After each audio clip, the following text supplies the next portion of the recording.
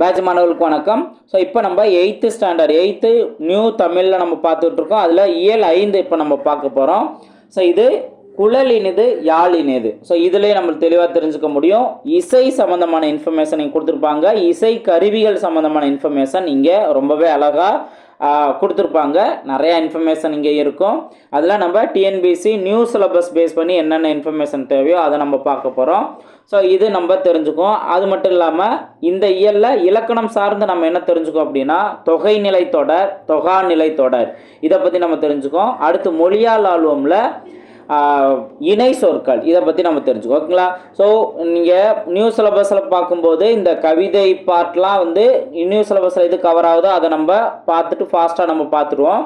அதுக்கடுத்து இலக்கணம் சார்ந்து நம்ம பார்க்கும்போது ரொம்பவே கவனமாக பொறுமையாக நம்ம பார்க்கணும். ஒவ்வொரு இன்ஃபர்மேஷன் நம்ம தெளிவாக தெரிஞ்சுக்கணும். ஓகேங்களா?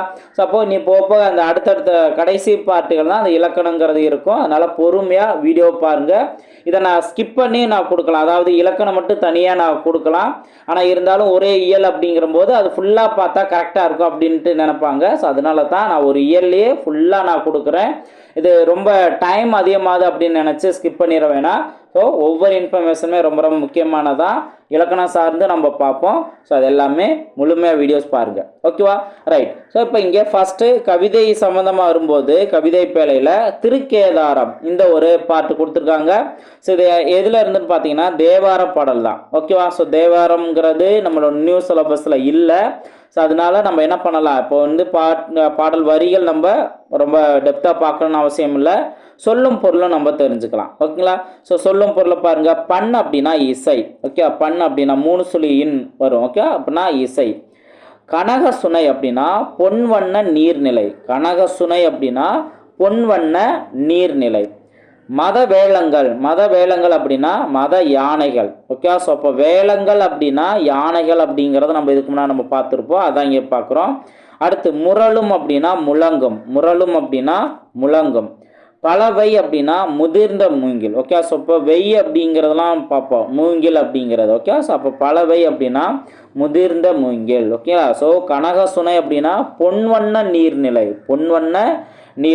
பண் அப்படின்னா இசை அப்படிங்கிறது நம்மளுக்கு தெரியும். மத வேளங்கள் அப்படின்னா மத யானைகள். ஓகேவா? ஸோ சொல்லும் பொருளை அதை நம்ம தெரிஞ்சுக்கணும். அடுத்து நெக்ஸ்ட் நம்ம பார்ப்போம். நெக்ஸ்ட்டு இப்போ சுந்தரர் பற்றி மென்ஷன் பண்ணியிருப்பாங்க. தேவாரம் பாடியவர்கள் மூவரில் ஒருவர் சுந்தரர் அப்படிங்கிறது. இப்போ பாருங்கள், தேவாரம் பாடிய மூவரில் ஒருவர் சுந்தரர். இவர் நம்பியாரூரர், தம்பிரான் சோழர் என்னும் சிறப்பு பெயர்களில் அழைக்கப்படுகிறார். அதாவது நம்பியாரூரர், தம்பிரான் தோழர் என்னும் சிறப்பு பெயரால் அழைக்கப்படுவார்.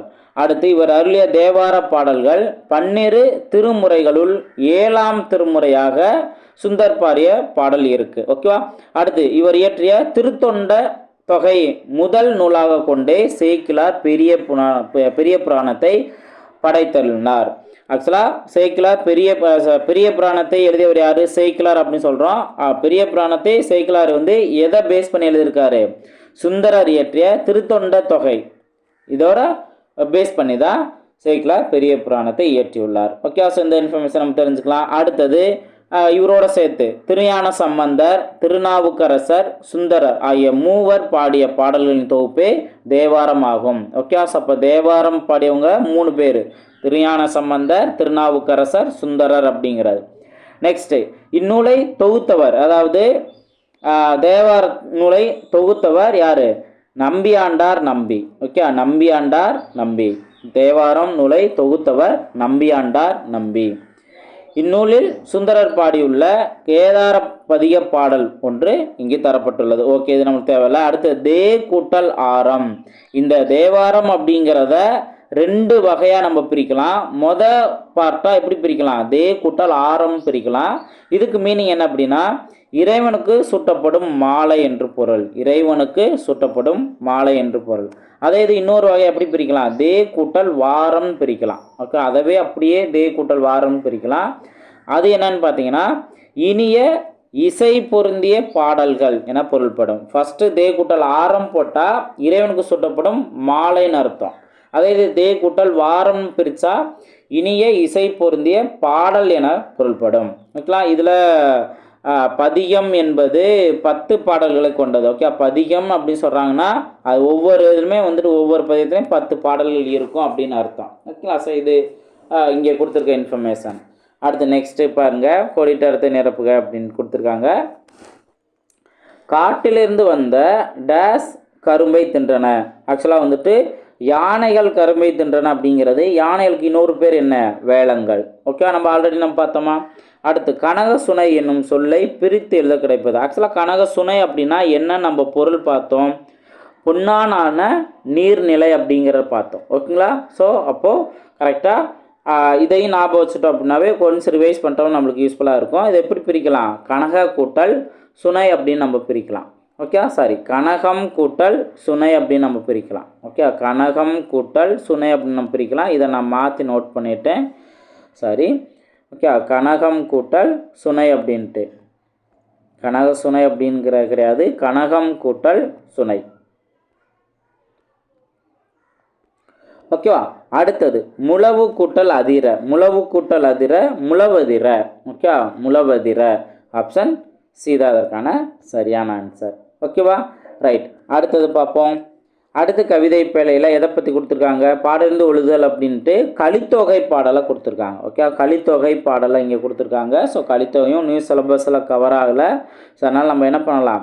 ஆக்சுவலாக வந்துட்டு இந்த இதுலேருந்து ஓல்டு கொஸ்டினாக நிறையா கேட்டிருக்காங்க. ஆற்றுதல் என்பது ஒன்று, அளந்தவர்க்கு உதவுதல், போற்றுதல் என்பது புணர்ந்தாரை பிரியாமை. இதெல்லாம் வந்து இது எங்கே இடம்பெற்றிருக்கு? கலித்தொகையில் இடம்பெற்றிருக்கு. யார் எழுதினது அப்படின்னு நல்லந்துவானார் அப்படிங்கிறதெல்லாம் இங்கே மென்ஷன் பண்ணியிருக்காங்க. இதில் ஒரு ஷார்ட்கட் இருக்குது. அதாவது கலித்தொகையின் ஆசிரியர் யார் அப்படின்னா நல்லந்துவனார் அப்படின்னு பார்க்குறோம். களி சாப்பிட்டா நல்லது. ஓகே, ஸோ நம்ம முதியோரெலாம் பார்த்தோம்னா நல்லா களி சாப்பிட்டு தான் நல்லா உடல் திடமாக இருந்திருக்காங்க. ஸோ அப்போ கலித்தொகை அப்படின்னா நல்லந்துவனார், களி சாப்பிட்டா நல்லது அப்படிங்கிறத மைண்டில் வச்சுக்கோங்க. ஸோ எதிர்பாரா நேரங்களில் இந்த மாதிரி பாடல் ஆசிரியர் கேட்டால் குயிக்காக ஆன்சர் கண்டுபிடிச்சிடலாம். ஓகே, ஸோ இதோட நம்ம சொல்லும் பொருளும் நம்ம தெரிஞ்சுக்கலாம். அளந்தவர் அப்படின்னா வறியவர். அளந்தவர் அப்படின்னா வறியவர். நெக்ஸ்ட்டு செராமை. செராமை அப்படின்னா வெறுக்காமை. செராமை அப்படின்னா வெறுக்காமை. ஓகே, இதெல்லாம் அளபடை சொல் அப்படிங்கிற நம்மளுக்கு தெரியும். வெறுக்காமை. நோன்றல் அப்படின்னா பொறுத்தல். ஓகே, எவனா நோண்டிக்கிட்டே இருந்தால் நம்ம பொறுத்துக்கணும். ஓகே, நோன்றல் அப்படின்னா பொறுத்தல் அப்படின்னு அர்த்தம். ஓகே, அடுத்தது போற்றார் அப்படின்னா பகைவர். ஓகே, போற்றார் அப்படின்னா போற்றுபவர் அப்படின்னா நண்பர்னு வச்சுக்கலாம். போற்றார் அப்படின்னா பகைவர் அப்படிங்கிற மாதிரி நம்ம ஞாபகம் வச்சுக்கலாம். ஓகேங்களா? அதுக்கு அடுத்தது கிளை அப்படின்னா உறவினர். கிளை அப்படின்னா உறவினர். பேதையார் அப்படின்னா அறிவற்றவர். இப்போ பேதை அப்படின்னாவே அறிவற்றவர், பேதைமை அப்படிங்கிறதும் சொல்லுவாங்க. ஓகே, பேதையார் அப்படின்னா அறிவற்றவர். மறாமை அப்படின்னா மறவாமை. மறாமை அப்படின்னா மறவாமை. பொறை அப்படின்னா பொறுமை. ஓகே, பொறையுடைமை அப்படின்னாவே திருக்குறள் இருக்குங்களே. ஓகே, பொறையுடைமை பொறுமையுடைமை. ஓகே, பொறை அப்படின்னா பொறுமை. ரைட். அடுத்தது பார்ப்போம். ஏன்னா பாடல் வரிகள்லாம் நிறையா வந்து அட்வைஸ்லாம் சொல்லியிருப்பாங்க. இங்கே விருப்பம் உள்ளவங்க ரீட் பண்ணிக்கலாம். அடுத்து கலித்தொகை பற்றி என்ன சொல்லியிருக்காங்க? கலித்தொகை 8 தொகை நூல்களில் ஒன்று. கலிப்பா என்னும் பாவையால் ஆன நூல் 150 பாடல்களை கொண்டது. ஓகே, கலித்தொகை 150 பாடல்களை கொண்டது.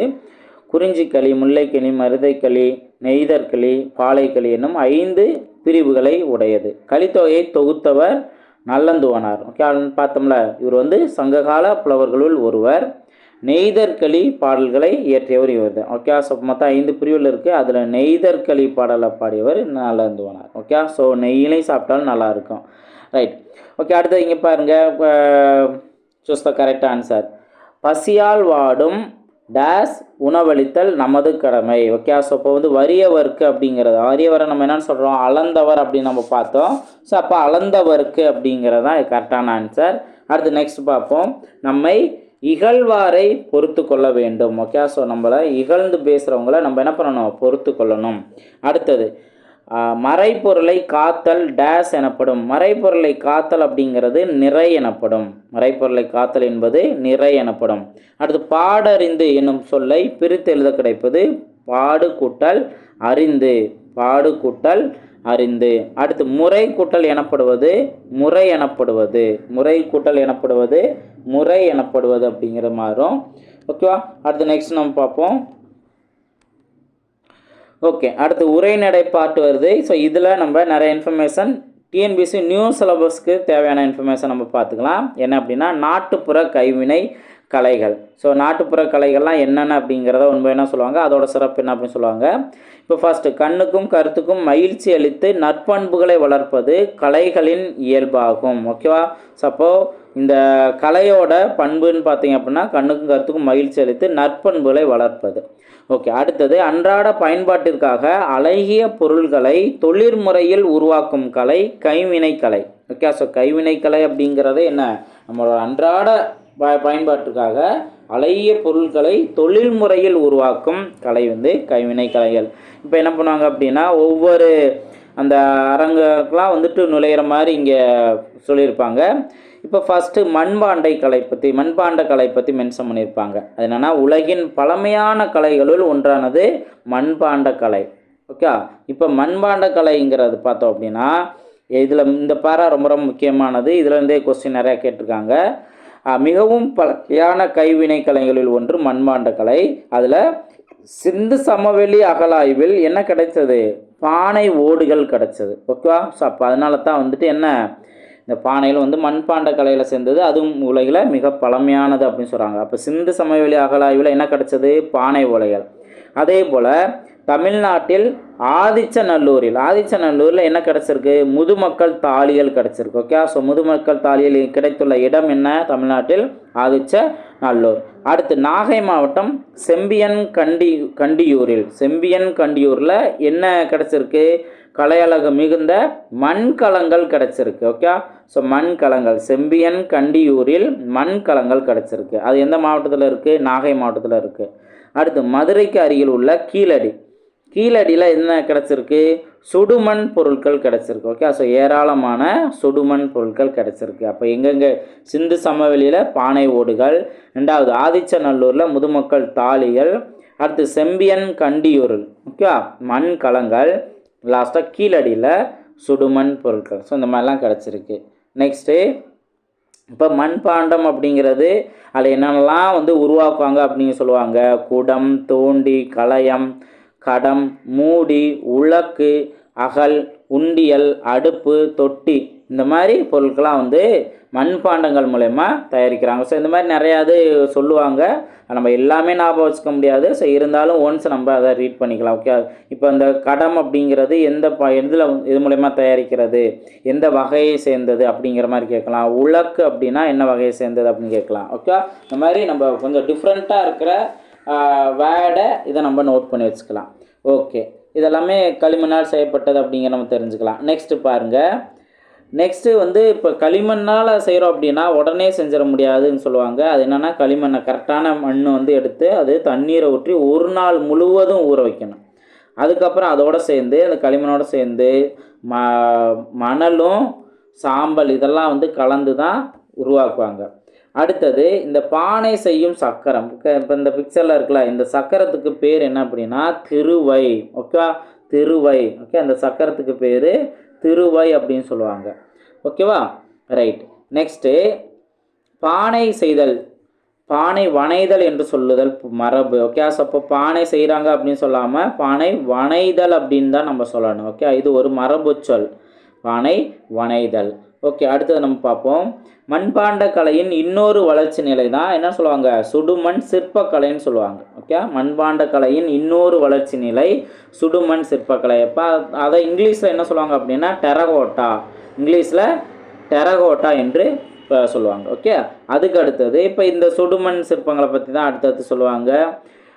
இதில் வந்து விலங்குகள், பறவைகள், பொம்மைகள், அலங்கார வடிவங்கள்லாம் வந்து இந்த சுடுமண் சிற்பக்கலை இது மூலயமா செய்வாங்க. ஓகே, அடுத்தது மண்பாண்டங்களை போன்றே களிமண்ணால் செய்யப்பட்டு சூளையில் சுட்டு எடுக்கப்படுபவை சுடுமண் சிற்பங்கள். ஓகே, சுடுமண் சிற்பங்கள்ங்கிறது என்ன, மண்பாண்டங்களில் இப்போ ஆக்சுவலாக வந்துட்டு மண்பாண்டங்களை செய்கிறாங்க அப்படின்னா அதை அப்படியே வெயிலில் காய வச்சு கூட எடுத்துக்குவாங்க. ஆனால் இங்கே பார்த்தோம் அப்படின்னா களிமண்ணால் செஞ்சு சுட்டு இதில் அந்த மண்பாண்டங்கள் சுடுமண்ணில் சுடுறது, சூளையில் சுடுறது இதுவும் இருக்கும் தான். இதோட சேர்த்து எக்ஸ்ட்ரா கலர் அப்படிங்கிறது இந்த சுடுமண் சிற்பங்களில் இருக்கும். ஓகேங்களா? இப்போது தமிழர்கள் பழங்காலத்தில் இருந்தே சுடுமண் சிற்பக்கலையிலும் சிறந்து விளங்கியுள்ளனர். ஓகே, அடுத்து பாருங்கள், சுடுமண் சிற்பக்கலைகளில் வந்து பார்த்தோம்னா வண்ணங்கள் பூசுறது இது ஒன்று. அதுக்கு அடுத்தது எக்ஸாம் பாயிண்ட் ஆஃப் வியூவில் எடுத்தோன்னா கம்மியாக தான் இருக்குது. நெக்ஸ்ட்டு மூங்கில் கலை நம்ம பார்க்கலாம். மூங்கில் கலையில் என்னென்ன இன்ஃபர்மேஷன் பாருங்கள். மூங்கில்கள் கொண்டு பல வகையான கைவினை பொருட்கள் செய்யப்படுகின்றன. அது என்னென்னலாம் நீங்கள் மென்ஷன் பண்ணியிருக்காங்க. மட்டை கூடை, தட்டுக்கூடை, கொட்டுக்கூடை, முறம், ஏணி, சதுரத்தட்டி, கூடை தட்டி, கூட்டும் துடைப்பம், மாடுகளுக்கான மூஞ்சி பெட்டி, பழக்கூடை, பூக்கூடை. இந்த கூடை வகை அப்படின்னாவே நம்ம மூங்கில் அப்படின்னு தெரிஞ்சுக்கலாம். பூத்தட்டு, கட்டில், புல்லாங்குழல், ஓகேவா. அடுத்து புட்டுக்குழாய், கால்நடைகளுக்கு மருந்து புகட்டும் குழாய், இந்த மாதிரி பல வகையான பொருட்கள்லாம் மூங்கில் கொண்டு செய்கிறாங்க. ஓகே, அடுத்து வேற என்ன மூங்கில்னு பார்த்தோம் அப்படின்னா கல் மூங்கில், மலை மூங்கில், கூட்டு மூங்கில், ஏன்னா 3 வகை மூங்கில்கள் உள்ளன. ஓகே, மொத்தம் 3 வகையான மூங்கில்கள் என்னென்ன, கல் மூங்கில், மலை மூங்கில், கூட்டு மூங்கில். ஓகேவா. ஸோ அதில் வந்து கூட்டு மூங்கில் தான் கைவினை பொருட்கள் செய்வதற்கு ஏற்றவை. ஓகே, அப்போ கைவினை பொருட்கள் செய்வதற்கு ஏற்ற மூங்கில் வகை என்ன, கூட்டு மூங்கில் அப்படிங்கிறத நம்ம எடுத்துக்கலாம். ஓகே, அதுக்கு அடுத்தது பார்த்தீங்க அப்படின்னா கோரைப்பாய். இதில் ஸோ கோரைப்பாயிலே நிறையா பல வகையான அதோட பயன்பாட்டை பொறுத்து பல வகையான பெயர்கள் இருக்குது. இப்போ பாருங்கள், குழந்தைகளை படுக்க வைக்க பயன்படுவது தடுக்குப்பாய். ஓகே, குழந்தைகளை படுக்க வைப்பது தடுக்குப்பாய். உட்கார்ந்து உண்ண உதவுவது பந்திப்பாய். ஓகே, பந்தி அப்படின்னாவே சாப்பாடு, அப்போது உட்கார்ந்து உண்ண உதவு பந்திப்பாய். உட்காரவும் படுக்கவும் உதவுவது திண்ணைப்பாய். ஓகே, சாதாரணமாக திண்ணைப்பாய். அடுத்தது திருமணத்திற்கு பயன்படுத்துவது பட்டுப்பாய். திருமணத்துக்கு பயன்படுவது பட்டுப்பாய். இஸ்லாமியர் தொழுகைக்கு பயன்படுத்துவது தொழுகைப்பாய். அடுத்து இந்த மாதிரி நிறையா பாய் வகைகள்லாம் இருக்குது. ஓகே, அதுக்கு அடுத்தது இந்த பாய் பற்றியும் புறநானூரில் மென்ஷன் பண்ணியிருக்காங்க. என்னென்னா கூம்படு மீப்பாய் கலையாது என்னும் அடியால் குறிப்பிடப்படுகிறது. ஓகே, அடுத்தது வேற என்ன, பனையோலை. இந்த அடுத்தது பார்த்தோம்னா பனையோலையில் வந்து தமிழ்நாட்டின் மாநில மரம் பனை. இது நம்மளுக்கு தெரிஞ்சுக்கணும். பனையில் வந்துட்டு இந்த கிளுகிழுப்பு, பொம்மை பொருட்கள் வைத்துள்ள உதவும் சிறிய கொட்டான்கள் இதெல்லாம் வந்து செய்கிறாங்க. பெரிய கூடை, சுலகு, விசிறி, தொப்பி, ஓலைப்பாய் இதெல்லாம் வந்து இப்போ சுலகு அப்படிங்கிறது டிஃப்ரெண்ட்டாக இருக்குது. ஓகேங்களா. தொப்பி, ஓலைப்பாய் இதெல்லாம் பனை மட்டையில் இருந்து செய்கிறது தான். ஓகேங்களா. இதில் வந்து பனை நாரில் இருந்து என்ன செய்கிறாங்க, கயிறு, கட்டில், கூடை இதெல்லாம் வந்து செய்கிறாங்க. ஓகே, நெக்ஸ்ட்டு பிரம்பு அப்படிங்கிறத பார்க்குறாங்க. ஸோ பிரம்பில் இருந்து கட்டில், ஊஞ்சல், நாற்காலி, மேஜை, பூக்கூடை, பழக்கூடை, இடியாப்பத்தட்டு, அருஞ்சனை தட்டு, வெற்றிலை பெட்டி இந்த மாதிரிலாம் வந்து பொருட்கள்லாம் பிரம்பிலே செய்கிறாங்க. அடுத்து பிரம்புங்கிறது ஒரு கொடி வகை. ஸோ இந்த தெரிந்து கொள்ளும் இந்த பார்ட்டை தெரிஞ்சால் போதும். பிரம்புங்கிறது ஒரு கொடி வகை. அதோட தாவரவியல் பெயர் பாருங்கள், கலாமஸ் ரொடாங். ஓகே, இது வந்து பிரம்போட தாவரவியல் பெயர். ஓகே, நெக்ஸ்ட் என்ன, நீர் நிறைந்த வாய்க்கால் வரப்புகளிலும் மண் குகைகளிலும் செழித்து வளரும். தமிழகத்தில் இப்போது இஃது அரிதாகிவிட்டது. ரைட்டு. அதிலிருந்து என்ன அப்படின்னா நமது தேவைக்காக எங்கேருந்து பெறப்படுகிறது, அசாம், அந்தமான், மலேசியா இந்த மாதிரி இடங்கள்ல இருந்து இறக்குமதி பண்ணுறாங்க. ஓகேங்களா. ரைட். வேறு என்ன எக்ஸாம் பாயிண்ட் ஆஃப் வியூவில் வேறு என்ன நம்ம தெரிஞ்சுக்கலாம். அவ்வளோதான், முடிஞ்சது. ஸோ இதில் நம்ம மென்ஷன் பண்ணியிருக்கிறதுனா என்னென்ன நம்மளுக்கு எக்ஸாம் பாயிண்ட் ஆஃப் தேவையோ அதெல்லாம் நம்ம ஒன்று வேணால் நம்ம பார்க்கலாம். இப்போ அடுத்தது பழந்தமிழ் இலக்கியங்களை பாதுகாத்து வைத்தவை பனையோலைகள். ஓகே, ஸோ பனையோலைகள்ங்கிறது தான் நம்மளுக்கு பழந்தமிழ் இலக்கியங்கள்லாம் வந்து பாதுகாத்து வச்சு இந்த பனை ஓலைகள் மூலயமா நம்ம என்ன பண்ணுவோம், இப்போ இந்த ஓலைச்சுவடிகள்லாம் வந்துட்டு இந்த பனை ஓலைகளில் தான் வந்து எழுதியிருப்பாங்க. நெக்ஸ்ட்டு பானை டேஷ் ஒரு சிறந்த கலையாகும். பானை வனைதல். ஓகே, நம்ம அந்த மரபுங்கிறத நம்ம பார்த்தோமா, பானை வனைதல். அடுத்து மட்டுமல்ல என்னும் சொல்லை பிரித்து எழுத கிடைப்பது மட்டும் கூட்டல் அல்ல. அடுத்து கயிறு கூட்டல் கட்டில், இதனை சேர்த்து எழுத கிடைப்பது கயிற்று கட்டில். ஓகே, அது கயிற்று கட்டில். ஓகே, டபுள் அந்த ஒற்றுங்கிறது ரெட்டிப்பாயிரு. இந்த மாதிரி கான்செப்டில் இங்கே அந்த ஒற்றுங்கிறது ரெட்டிப்பாகும். அது மூலயமா வந்து அங்கே கயிற்று கட்டியல் அப்படிங்கிறது மாறும். ஓகேங்களா? ரைட். ஓகே, அடுத்தடுத்து நம்ம பார்ப்போம். தமிழர் இசைக்கருவிகள். ஸோ இதுவும் ரொம்ப ரொம்ப முக்கியமானது. நிறைய இன்ஃபர்மேஷன் இதிலேருந்து நம்ம கொடுத்துருப்பாங்க. நம்ம ஒன் பை ஒன்றா நம்ம பார்க்கலாம். இப்போது ஃபஸ்ட்டு பார்த்தீங்கன்னா இசை அப்படிங்கிறது என்ன? இசை அப்படின்னு பார்த்தீங்கன்னா நகை, அழுகை, வீரம் உள்ளிட்ட 9 சுவைகளை வெளிப்படுத்தக்கூடிய கலையாக பிறந்தது தான் இசை. இதில் 2 வகை இருக்குது. குரல் வழி இசை, கருவி வழி இசை அப்படிங்கிறது 2 வகை இருக்குது. இப்போ இசை கருவிகளில் எப்படிலாம் வகைப்படுத்தலாம் அப்படின்னு சொல்லுவாங்க. இசையின் இனிமைக்கு துணை செய்பவை இசைக்கருவிகள். ஓகே, இசையின் இனிமைக்கு துணை செய்பவை எவை? இசைக்கருவிகள். ஓகேவா? அடுத்தது சமய சடங்குகள், திருவிழாக்கள் போன்ற பல நிகழ்வுகளின் பொருட்டு பலவிதமான இசைக்கருவிகள் தோன்றி வளர்ச்சி பெற்றன. இசைக்கருவிகள் குரல் இசைக்கு மட்டும் பயன்படுபவை, நாடகத்திற்கு மட்டும் பயன்படுபவை, இரண்டிற்கும் பயன்படுபவை என பலவாக தோன்றி கிளைத்தன. இசைக்கருவிகளை இசைத்து பாடல் பாடுவோருக்கு என்ன பேர்? பாணர் அப்படின்னு பேர். ஓகே, ஸோ ஒவ்வொரு பேரெலாம் வந்து புதுசாக பேர்லாம் இருக்கும்.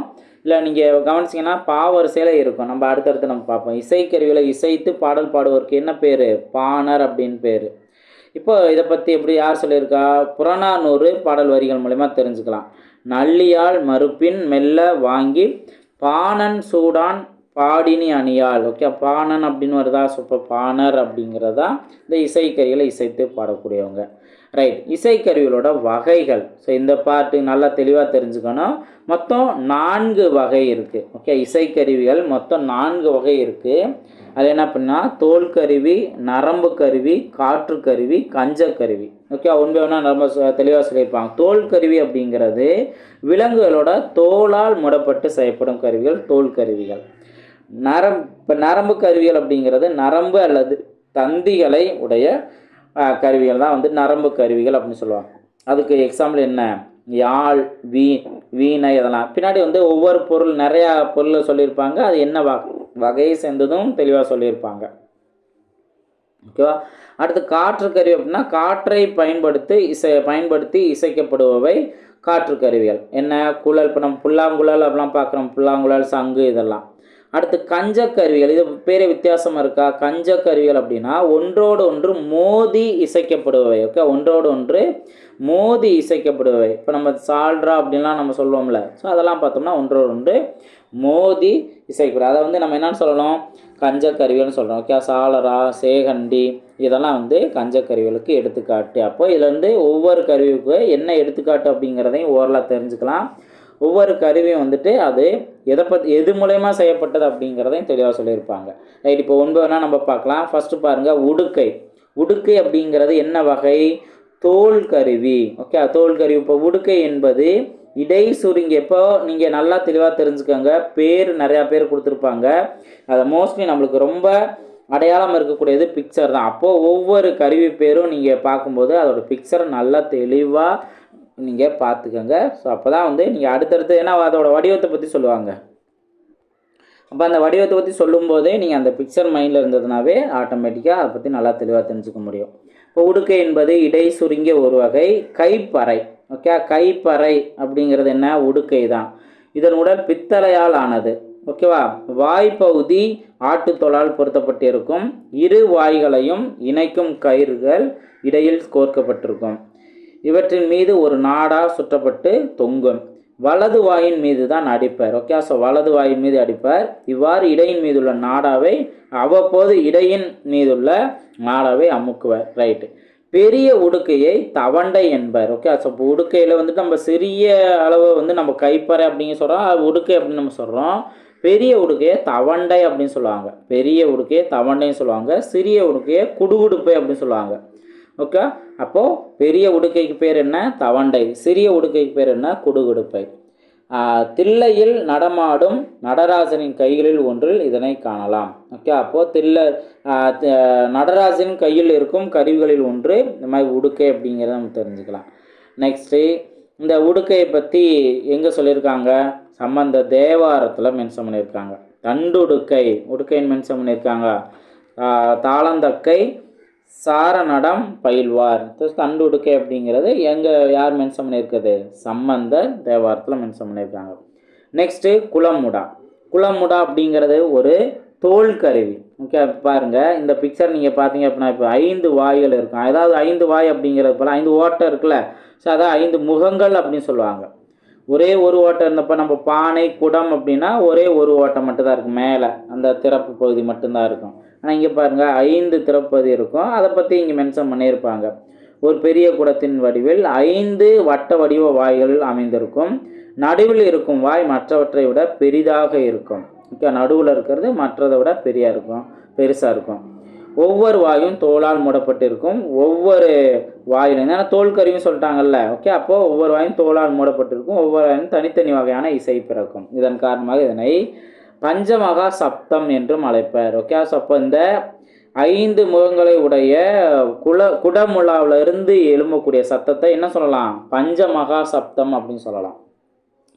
அது கோயிலில் ஒலிக்கக்கூடியதான். சென்னை அருங்காட்சியகத்தில் இவ்வகை முழவு ஒன்று காட்சிக்கு வைக்கப்பட்டுள்ளது. ஓகே, ஸோ அப்போது சென்னை அருங்காட்சியகத்தில் என்ன வகையான முழவு வந்து காட்சிக்கு வைக்கப்பட்டுள்ளது? குடமுழா. ஓகே, அடுத்தது பார்ப்போம். குழல். குழல் அப்படிங்கிறது ஒரு காற்று கருவி. குழல் அப்படிங்கிறது ஒரு காற்று, புல்லாங்குழல் நம்ம சொல்கிறோம்ல. ஓகேவா? ஸோ அப்போ இது ஒரு காற்று கருவி. காடுகளில் வளரும் மூங்கில்கள் எப்படிலாம் வந்து தயாரிச்சுக்காம பாருங்கள். மூங்கிலிருந்து வண்டுகள் துளையிடும். அவற்றின் வழியாக காற்று வீசும்போது இன்னிசை வந்து எழும்பும். இதை வச்சு அப்போ ஒரு குழலில் நம்ம ஓட்டை போட்டு அதை நம்ம ஊதுனோம் அப்படின்னா அங்கே இசை பிறக்கும் அப்படிங்கிறத கண்டுபிடிச்சிருக்காங்க. ஸோ அது மூலயமா வந்து நிறையா மாற்றம். இதுக்கு வந்து என்ன சொல்லுவாங்களா? வேயங்குழல், புல்லாங்குழல் என்றும் அழைப்பார். ஓகே, அதை நம்ம பார்த்தோம்ல. வேயங்குழல், வேய் அப்படின்னா மூங்கில். ஆல்ரெடி நம்ம பார்த்தோம்ல, வேய் அப்படின்னா மூங்கில். அப்போ அதவே தான் வந்து இங்கே கொடுத்துருக்காங்க. மூங்கில் அப்படிங்கிறது அதவே தான் வேய்குழல், புல்லாங்குழல் அப்படிங்கிறத மென்ஷன் பண்ணியிருக்காங்க. நெக்ஸ்ட்டு இது 7 சுரங்களை உண்டாக்குவதற்கு 7 துளைகள் இடப்பட்டிருக்கும். ஓகே, 7 துளைகள் இடப்பட்டிருக்கும். இது மொத்தம் எத்தனை விரல் நீளம் அப்படின்னு பார்த்தீங்கன்னா மொத்தத்துக்கு 20 விரல் நீளம். 20 விரல் நீளம் அப்படின்னு சொல்லுவாங்க. ஓகே, இது நீளம் வந்து 20 விரல் நீளம். மூங்கில் மட்டுமன்றி வேறு இதெல்லாம் வந்துட்டு இந்த புல்லாங்குழல் இந்த மாதிரி செய்வாங்கன்னா சந்தனம், செங்காலி, கருங்காலி இந்த மாதிரி மரங்கள்லையும் என்ன பண்ணுவாங்க? இந்த குழல்கள் வந்து செய்வாங்க. நெக்ஸ்ட்டு கொன்றை குழல், முல்லை குழல், ஆம்பல் குழல் என பல வகையான குழல்கள் இருந்ததாக சிலப்பதிகாரம் குறிப்பிடுகிறது. ஓகேவா? ஸோ அப்போது கொன்றை குழல், முல்லை குழல், ஆம்பல் குழல் என பல வகையான குழல்கள் இருந்ததாக கூறுகிறது எது அப்படின்னு கேட்பாங்க? சிலப்பதிகாரம் அப்படிங்கிற மென்ஷன் பண்ணிடலாம். அதே போல் திருக்குறள் இந்த குழல் சம்மந்தமாக இருக்கும். குழல் இனிது யாழ் இனிது என்பதும் மக்கள் மழலை சொல் கேளாதவர். ஓகே, ஸோ இது ஆக்சுவலாக பொருள் வேறு இருந்தாலும் இங்கே குழல் சம்மந்தமாக திருக்குறள் இருக்குது. ஓகேவா? நெக்ஸ்ட்டு கொம்பு. கொம்பு அப்படிங்கிறது என்ன? காற்று கருவி. கொம்பு அப்படிங்கிறதும் ஒரு காற்று கருவி. பழங்காலத்தில் வந்துட்டு என்ன இறந்த மாடுகளின் கொம்புகளை பயன்படுத்தி இந்த கருவியை வந்து பயன்படுத்தியிருக்காங்க. இப்போ வந்து என்னென்னா பித்தளை, வெண்கலத்தால் வந்து இந்த கொம்புகள் வந்து தயாரிக்கப்படுகிறது. இப்போ என்ன இந்த மாதிரி கொம்பு ஷேப்பில் இருக்குது. இதுலேயும் நம்ம ஊதுனோம் அப்படின்னா அங்கே காற்று அப்படிங்கிறது, இசை அப்படிங்கிறது வெளிப்படும். ஓகேவா? ஸோ இதில் வந்து என்ன மாதிரி வகைன்னு பார்த்தீங்கன்னா ஊதுகொம்பு, எக்காலம், சிங்கநாதம், துத்தரி போன்ற பல வகையான கொம்புகள் இக்காலத்தில் திருவிழா ஊர்வலங்களில் பயன்படுத்தப்படுகிறது. ஓகே, ஸோ அப்போ ஊதுகொம்பு அப்படிங்கிறதுல மற்றெல்லாம் பாருங்கள், எக்காலம், சிங்கநாதம், துத்தரி இதெல்லாம் வந்துட்டு வித்தியாசமாக இருக்குது. அப்போ இதெல்லாம் வந்துட்டு என்ன வகைன்னு நம்ம தெரிஞ்சுக்கலாம்? இந்த கொம்போட வகை அப்படிங்கிறத தெரிஞ்சுக்கலாம். ஓகே, இதெல்லாம் காற்று கருவிகள். நெக்ஸ்ட்டு சங்கு அப்படிங்கிறதும் காற்று நம்ம ஊதுறது மூலயமா தானே இங்கே இசை வெளிப்படும். அப்போ இது ஒரு காற்று கருவி. இது ஒரு இயற்கை கருவி. அப்போது இயற்கை கருவி என்ன அப்படின்னு கேட்டால் சங்கு அப்படின்னு நம்ம சொல்லலாம். நெக்ஸ்ட்டு பாருங்கள். ஸோ இதில் இருந்து இது வந்து ஆக்சுவலாக வளமாக சுழிந்து இருக்கும் சங்கை வலம்புரி சங்கு அப்படின்னு சொல்லுவாங்க. அது அப்படியே சுழன்றிருக்கிறதுலே வந்துட்டு அது வலம்புரியா இடம்புரியா அப்படின்னு தெரியும். ஸோ வலம்புரி சங்குன்னு சொல்லுவாங்க. இலக்கியங்கள் இதனை பணிலம் என்று குறிப்பிடுவாங்க. ஸோ இனிமேல் பார்த்தீங்க அப்படின்னா ஒவ்வொருத்துக்கும் வேறு பேர் என்ன அப்படிங்கிறதும் சொல்லுவாங்க. ஸோ பணிலம் என்று அழைக்கப்படுவது எது அப்படின்னு கேட்பாங்க? சங்கு. ஓகே, பணிலம் என்று. அல்லது சங்கு இலக்கியங்களில் எவ்வாறு அழைக்கப்படுகிறது? பணிலம் என்று அழைக்கப்படுகிறது. ஓகே, மென்ஷன் பண்ணியிருப்பாங்க. இப்போ திருப்பாவையில் சங்கோடு சக்கரம் ஏந்தும் தடக்கையன் பங்கைய கண்ணானனை பாடேலோர் எம்பாவாய் அப்படிங்கிறப்ப சங்கோடு அப்படிங்கிறது திருப்பாவையில் மென்ஷன் பண்ணியிருக்குது. நெக்ஸ்ட்டு சாளரா. சாளரா அப்படிங்கிறது ஒரு கஞ்சக்கருவி. கஞ்சக்கருவின்னா என்ன சொல்லியிருக்கேன், ஒன்றோடு ஒன்று மோதி இசை வெளிப்படுறது. இது வந்து என்னென்னா பித்தளை அல்லது வெண்கலத்தால் ஆனது. இதனை வந்து பாண்டியல் எனவும் அழைப்பார். ஓகே, சங்கு இந்த சாளரா அப்படிங்கிறத பாண்டியல் என்று அழைப்பார். பாண்டியல் என்றும். இப்போ நம்ம ஃபஸ்ட்டு என்ன பார்த்தோம், சங்குக்கு பணிலம் அப்படிங்க பார்த்தோம், சாளராக்கு பாண்டியல். அப்போ இந்த மாதிரி வேறு ஒரு பேர் வருதுல, ஸோ நல்லா தெளிவாக நீங்கள் நோட் பண்ணுவீங்க. ஓகேவா. நெக்ஸ்ட்டு இதை இன்னொரு பேர் எப்படின்னா, அதுவே சாளரா அப்படிங்கிறத அப்படியே ஜால்ரா அப்படின்னு சொல்லிட்டாங்க. ஓகேவா. ரைட். அடுத்து சேகண்டி அப்படிங்கிறது. சேகண்டிங்கிறதும் ஒரு கஞ்சக்கருவி தான். இது வந்துட்டு வட்டமான ஒரு மணி வகையை சேர்ந்தது சேகண்டி. இதனை சேமங்கலம் என்றும் அழைப்பார். ஓகே, சேமங்கலம். சேகண்டி அப்படிங்கிறத சேமங்கலம், ஓகே, மங்கலம் என்றும் அழைப்பார். இது கோயில் வழிபாட்டும் போதும் இறுதி ஊர்வலத்தும் போதும் இசைக்கப்படும். ரைட். அடுத்து திமிலை. திமிலை அப்படிங்கிறது ஒரு தோல் கருவி. இப்போ நம்ம உடுக்கை அப்படின்னு பார்த்தோம். ஓகே, அதே போல தான் இங்கே திமிலை. திமிலைங்கிறது பலா மரத்தினால் செய்யப்பட்டு விலங்கு தோலினால் கட்டப்படும் கருவி திமிலை எனப்படும். ஓகே, திமிலை ஆகும்.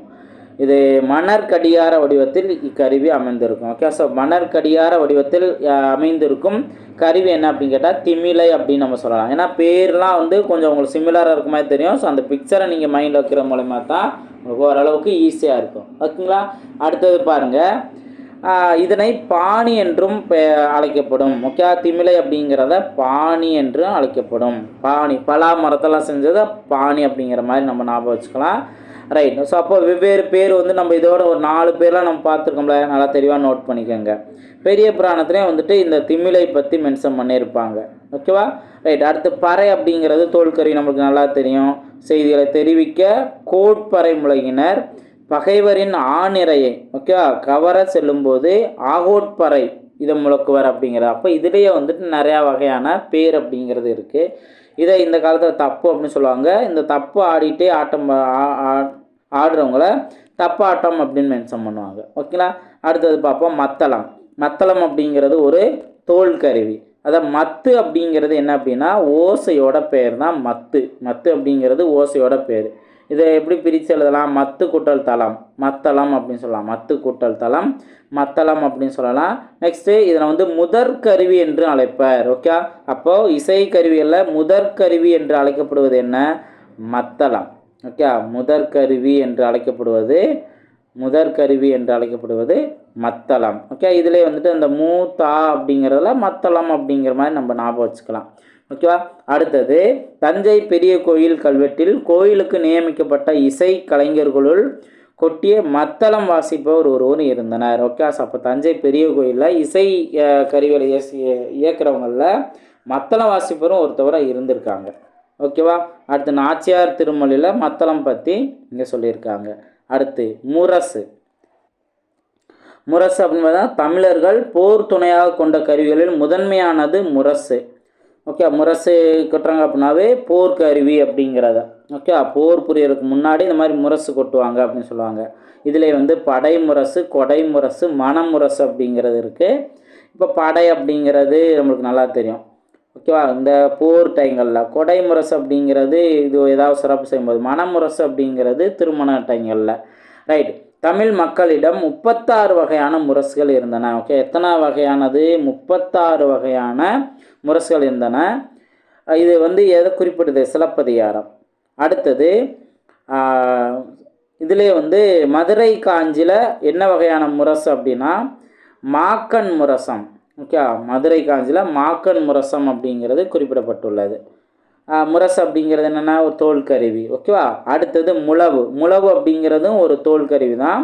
ஒரே முகத்தை உடையது. இப்போ ஒரே ஒரு வாய் மட்டும்தானே இருக்குது, அப்போ ஒரே முகத்தை உடையது, முரசு வகையை சேர்ந்தது. ஓகேங்களா. அடுத்து மன்னமை முழவு என்று பெருநராற்றுப்படையில் இடம்பெற்றுள்ளது. மன்னமை முழவு அப்படிங்கிறது. அடுத்து காலத்தை அறிவிக்க நாளிகை முழவு, காலை முழவு என்று பயன்படுத்தப்பட்டுள்ளது. ஓகே, காலத்தை இப்போ நாளிகைங்கிறது காலம் தான், காலை அப்படிங்கிறதும் ஒரு நேரம் தான். ஓகேவா. அடுத்து கலையுண கிழிந்த முழவு மருள் பெரும்பலம், இது புறநானூற்று வரிகள். அடுத்தது யாழ். யாழ் அப்படிங்கிறது நரம்பு கருவி. இதில் ஒரு முக்கியமான இன்ஃபர்மேஷன் இருக்குது பாருங்கள். இப்போது யாழ் பார்த்தீங்க அப்படின்னா 2 வகைகள்ங்கிறது இருக்குது. அதில் பேரியாழ், செங்கோட்டியாழ் இது வந்து மிக பழமையானவை. அப்போ யாழ் வகையிலே பேரியாழும் செங்கோட்டியாழும் மிக பழமையானதுன்னு தெரிஞ்சுக்கலாம். இதில் அந்த நரம்புகளோட எண்ணிக்கை வச்சு ஒவ்வொரு பேர் இருக்கும். இப்போ பேரியாழ் அப்படின்னு பார்த்தீங்கன்னா மொத்தம் 21 நரம்புகளை கொண்டது. ஓகே, அப்போ யாழில் வந்துட்டு 21 நரம்புகளை கொண்டது பேரியாழ். 19 நரம்புகளை கொண்டது மீன் வடிவில் அமைந்தது என்ன, மகரயாழ். 19 நரம்புகளை கொண்டது மகரயாழ், இது மீன் வடிவத்தில். அடுத்து 14 நரம்புகளை கொண்டது, 14 நரம்புகளை கொண்டது சகோடையாழ். ஓகே, அது நம்ம அந்த நரம்புகளோட எண்ணிக்கையும் கேட்பாங்க அல்லது அதோட பேரும் கேட்பாங்க. 21 வந்து பேரியாழ், 19 அப்படிங்கிறது மகரயாழ், 14 நரம்புகளை கொண்டது சகோடையாழ். இந்த மாதிரி அந்த நரம்புகளோட எண்ணிக்கை வச்சும் பேர் இருக்குது. அல்லது ஒவ்வொரு யாழ்லையும் வந்துட்டு அந்த நரம்புகளோட எண்ணிக்கை வேறுபடும். ஓகே, இது முக்கியமான இன்ஃபர்மேஷன் தான். இதெல்லாம் கேள்வி கேட்டிருக்காங்க, நல்லா நோட் பண்ணிக்கோங்க. நெக்ஸ்ட்டு வீணை. வீணை அப்படிங்கிறது நரம்பு கருவி. அதாவது என்ன அப்படின்னா யாழோட அதோட உருமாறியது தான் வந்து வீணை அப்படிங்கிறத முன்னாடியே சொல்லியிருப்பாங்க. யாழின் வடிவமே மெல்ல மெல்ல மாற்றம் அடைந்து பிற்காலத்தில் வீணையாக மாறியது அப்படின்னு மென்ஷன் பண்ணுவாங்க. இந்த வீணையில் மொத்தம் 7 நரம்புகள் இருக்கும். ஓகேங்களா, 7 நரம்புகள் இருக்கும். இதில் வந்து வீணையில் வந்துட்டு பரிவாதினி என்னும் வீணை பல்லவ மன்னன் மகேந்திரவர்மன் காலத்தில் வழங்கப்பட்டதாக குறிப்பிடப்படுகிறது. ஓகே, ஸோ அப்போது பரிவாதினி அப்படிங்கிற வீணை யார் பயன்படுத்தினா சொல்கிறாங்க, யார் காலத்தில் இருந்ததா, பல்லவ மன்னன் மகேந்திரவர்மன் காலத்தில், அல்லது பல்லவ மன்னன் மகேந்திரவர்மன் காலத்தில் பயன்படுத்தப்பட்ட வீணை என்ன அப்படின்னா பரிவாதினி. இந்த மாதிரி நம்ம தெரிஞ்சுக்கலாம். ஓகேங்களா, ஸோ இது இசை கருவிகளை பற்றி நிறையா இன்ஃபர்மேஷன் நீங்கள் கொடுத்துருப்பாங்க, ஒன்று வேணால் நம்ம பார்த்துக்கலாம். ஓகேங்களா, நெக்ஸ்ட்டு இலக்கணம். ஸோ இந்த பார்ட் ரொம்ப ரொம்ப முக்கியமானதான், நல்லா தெளிவாக நீங்கள் இதை கவனிச்சுக்கோங்க. என்ன நம்ம பார்க்க போகிறோம்னா தொகைநிலை, அடுத்து தொகாநிலை தொடர்கள். இந்த வார்த்தையில நீங்கள் அழகாக மீனிங் புரிஞ்சுக்க முடியும். ரொம்ப ரொம்ப ஈஸியாக இதை நம்ம தெளிவாக தெரிஞ்சுக்க முடியும். இதில் நம்ம ஒவ்வொரு வரியுமே ரொம்ப முக்கியமாகவே நம்ம பார்த்துக்கலாம். அப்போ தான் உங்களுக்கு அந்த வார்த்தைகள் புரியும். இப்போ இங்கே நீங்கள் மெயினாக என்ன அப்படின்னா அதோட முக்கியமான இன்ஃபர்மேஷன் தெரிஞ்சுக்கிறதுங்கிறது ரொம்ப முக்கியம்தான். அதே டயத்தில் எடுத்துக்காட்டை வச்சே ரொம்ப தெளிவாக சொல்லுவாங்க. அப்போ அந்த எடுத்துக்காட்டும் எதை பற்றினது அப்படிங்கிறத தெரிஞ்சுக்கங்க. ஏன்னா இங்கே கொடுக்குற எடுத்துக்காட்டை அப்படியே வந்து டிஎன்பிசி எக்ஸாமில் கேட்பாங்க. அப்போ எந்த வித கன்ஃபியூஷன் இல்லாமல் தெளிவாக நம்ம அதுக்குரிய ஆன்சரை நோட் பண்ண முடியும். ஸோ அதனால் ஒன் பை ஒன்னாக நம்ம தெரிஞ்சுக்கோம். இப்போ பாருங்கள், ஒரு எழுத்து தனித்து நின்றோ பல எழுத்துக்கள் தொடர்ந்து நின்றோ பொருள் தருவது சொல் அப்படின்னு சொல்லுவோம். அப்போ சொல் அப்படின்னு சொன்னோம்னா மீனிங் தரணும். அது ஒரு எழுத்து தனித்து நின்று மீனிங் தந்தாலும் ஓகே, பல எழுத்துக்கள் சேர்ந்து நின்று பொருள் தந்தாலும் அதுக்கு சொல்லுன்னு சொல்லுவோம். இப்போது சொற்கள் பல தொடர்ந்து நின்று பொருள் தருவது சொற்றொடர் அப்படின்னு சொல்லுவோம், அல்லது தொடர் அப்படின்னு சொல்லுவோம். ஓகே, ஒவ்வொரு வார்த்தைக்குமே மீனிங் இருக்குது. இப்போது நீங்கள் அந்த தொகை அப்படின்னு சொல்கிறதுக்கும் ஒரு மீனிங் இருக்குது. தொகாநிலை, இப்போ தொகைன்னு புரிஞ்சுட்டிங்க அப்படின்னாவே அதுக்கு ஆப்போசிட் தான் தொகாநிலை. ஓகே, இப்போ பாருங்கள், பால் பருகினான், ஒவ்வொன்றுமே நம்ம தெரிஞ்சுக்கலாம். பால் பருகினான், வெண்முத்து, இந்த தொடர்களில் வந்து பார்த்தோம்னா பாலை பருகினான், இதில் வந்துட்டு ஐ அப்படிங்கிற ஒரு வேற்றுமை உறுப்பு மறைஞ்சிருக்கு. அடுத்து வெண்முத்து அப்படிங்கிறது வெண்மையான முத்து, இப்போ ஆன அப்படிங்கிறது இது மறைஞ்சிருக்கு. ஓகே, இங்கே ஐ அப்படிங்கிற வேற்றுமை உறுப்பு மறைஞ்சிருந்துச்சு. அடுத்து ஆன அப்படிங்கிற அந்த உறுப்பும் மறைஞ்சிருந்துச்சு. இந்த மாதிரி முதல் தொடரில் ஐ என்னும் வேற்றுமை உறுப்பும், அடுத்த தொடரில் வெண்மையான முத்து மை அப்படிங்கிறது இருக்குல்ல. ஓகே, இங்கே மை என்னும் விகுதியும் ஆணை என்ன உருவம் மறந்து நின்று பொருள் உணர்த்துகின்றன. அப்போ இங்கே ஒன்று மறைஞ்சு வந்திருக்கு அப்படின்னு தெரிஞ்சுக்கிறோம்ல. இவ்வாறு இரு சொற்களுக்கு இடையில் வேற்றுமை உறுப்புகளோ வினை பண்பு முதலியவற்றின் உறுப்புகளோ தொக்கி, தொக்கி அப்படின்னா மறைந்து, இந்த வார்த்தை வந்து சொல்லுவாங்க. இப்போ ஓல்டு புக்கெல்லாம் பார்த்தீங்கன்னா தொக்கி நின்று அப்படின்னு சொல்லுவாங்க. அப்போ மறைந்து நின்று வருமானால் அதனை தொகைநிலை தொடர் என்று சொல்லுவார். ஓகேவா, அப்போ தொகைநிலை நம்ம சாதாரணமாக தொகை அப்படின்னு சொன்னாவே அது ஒரு வார்த்தை போல், அல்லனா வந்துட்டு இந்த பல வார்த்தைகள் மறைஞ்சு நின்று வர்றது அந்த மாதிரி நம்ம சொல்லுவோம். அப்போ தொகை அப்படின்னா மறைந்து நின்று வருவது. ஓகேவா, இப்போ நம்ம வேற்றுமை உறுப்பு பாலை பருகினான், அப்போ அந்த பாலை பருகினான்னு சொல்கிறதுக்கு போல பால் பருகினான்ட்டு அந்த ஐ அப்படிங்கிற வேற்றுமை உறுப்பு மறைச்சு நம்ம சொல்கிறோம். அப்போ இந்த மாதிரி வார்த்தை இந்த பால் பருகினான் அப்படிங்கிறது ஒரு தொகை நிலை அப்படிங்கிறத நம்ம தெரிஞ்சுக்கலாம். வெண்முத்து அப்படிங்கிறதும் ஒரு தொகை நிலை அப்படிங்கிறது, தொகை நிலை தொடர் அப்படிங்கிறத நம்ம தெரிஞ்சுக்கலாம். புரிஞ்சுங்களா? ரைட். இப்போ இன்னி பாருங்க, இந்த தொகை நிலை தொடர் 6 வகைப்படும். தொகை நிலை தொடர் 6 வகைப்படும். நீங்கள் ஒவ்வொரு வார்த்தையிலுமே அது எது மறைஞ்சிருக்கு, அதனால அதுக்கு அது பேர் அப்படிங்கிறத தெரிஞ்சுக்கோங்க. இப்போ ஃபஸ்ட்டு வேற்றுமை தொகை. வேற்றுமை தொகை அப்படின்னா எது தொகைனா மறைஞ்சிருக்கு, எது வேற்றுமை உருபு மறைஞ்சு வந்தால் அது வேற்றுமை தொகை. அடுத்து வினைத்தொகை அப்படின்னா இந்த வினைச்சொல் வந்துட்டு மறைஞ்சு வந்திருந்ததுன்னா அது வினைத்தொகை. பண்பு தொகை அப்படின்னா பண்பு பெயர் வந்து மறைஞ்சு வந்தால் அது பண்பு தொகை. ஓமை தொகை அப்படின்னா ஓம உருபு மறைஞ்சு வந்தால் ஓமை தொகை. உண்மை தொகை அப்படின்னா அந்த அப்படிங்கிறது மறைஞ்சு வந்தால் உண்மை தொகை. அன்மொழி தொகை அப்படிங்கிறதும் அன்மொழி தொகை, அந்த அன்மொழி மறைஞ்சு வந்ததுன்னா அன்மொழி தொகை. அப்போ தொகை அப்படிங்கிறதுல அந்த வகை 6 வகையும் அழகா அது என்ன மறைஞ்சு வந்திருக்கு அப்படிங்கிறத இந்த ஒரு பேர் மூலமா நீங்கள் தெளிவாக தெரிஞ்சுக்கலாம். புரிஞ்சுங்களா? இப்போ ஒன்று வேணா அதுக்கு ஒரு எக்ஸாம்பிள் பார்க்கும்போது இன்னும் நல்லா தெளிவாக தெரியும். இப்போ பாருங்க, வேற்றுமை தொகை. திருக்குறள் படித்தால், திருக்குறளை படித்தால் அப்படிங்கிறதான் இந்த எக்ஸாம்பிளோட உண்மையான பொருள் என்ன? திருக்குறளை படித்தால். அப்போ இதில் எது மறைஞ்சு வந்திருக்கு?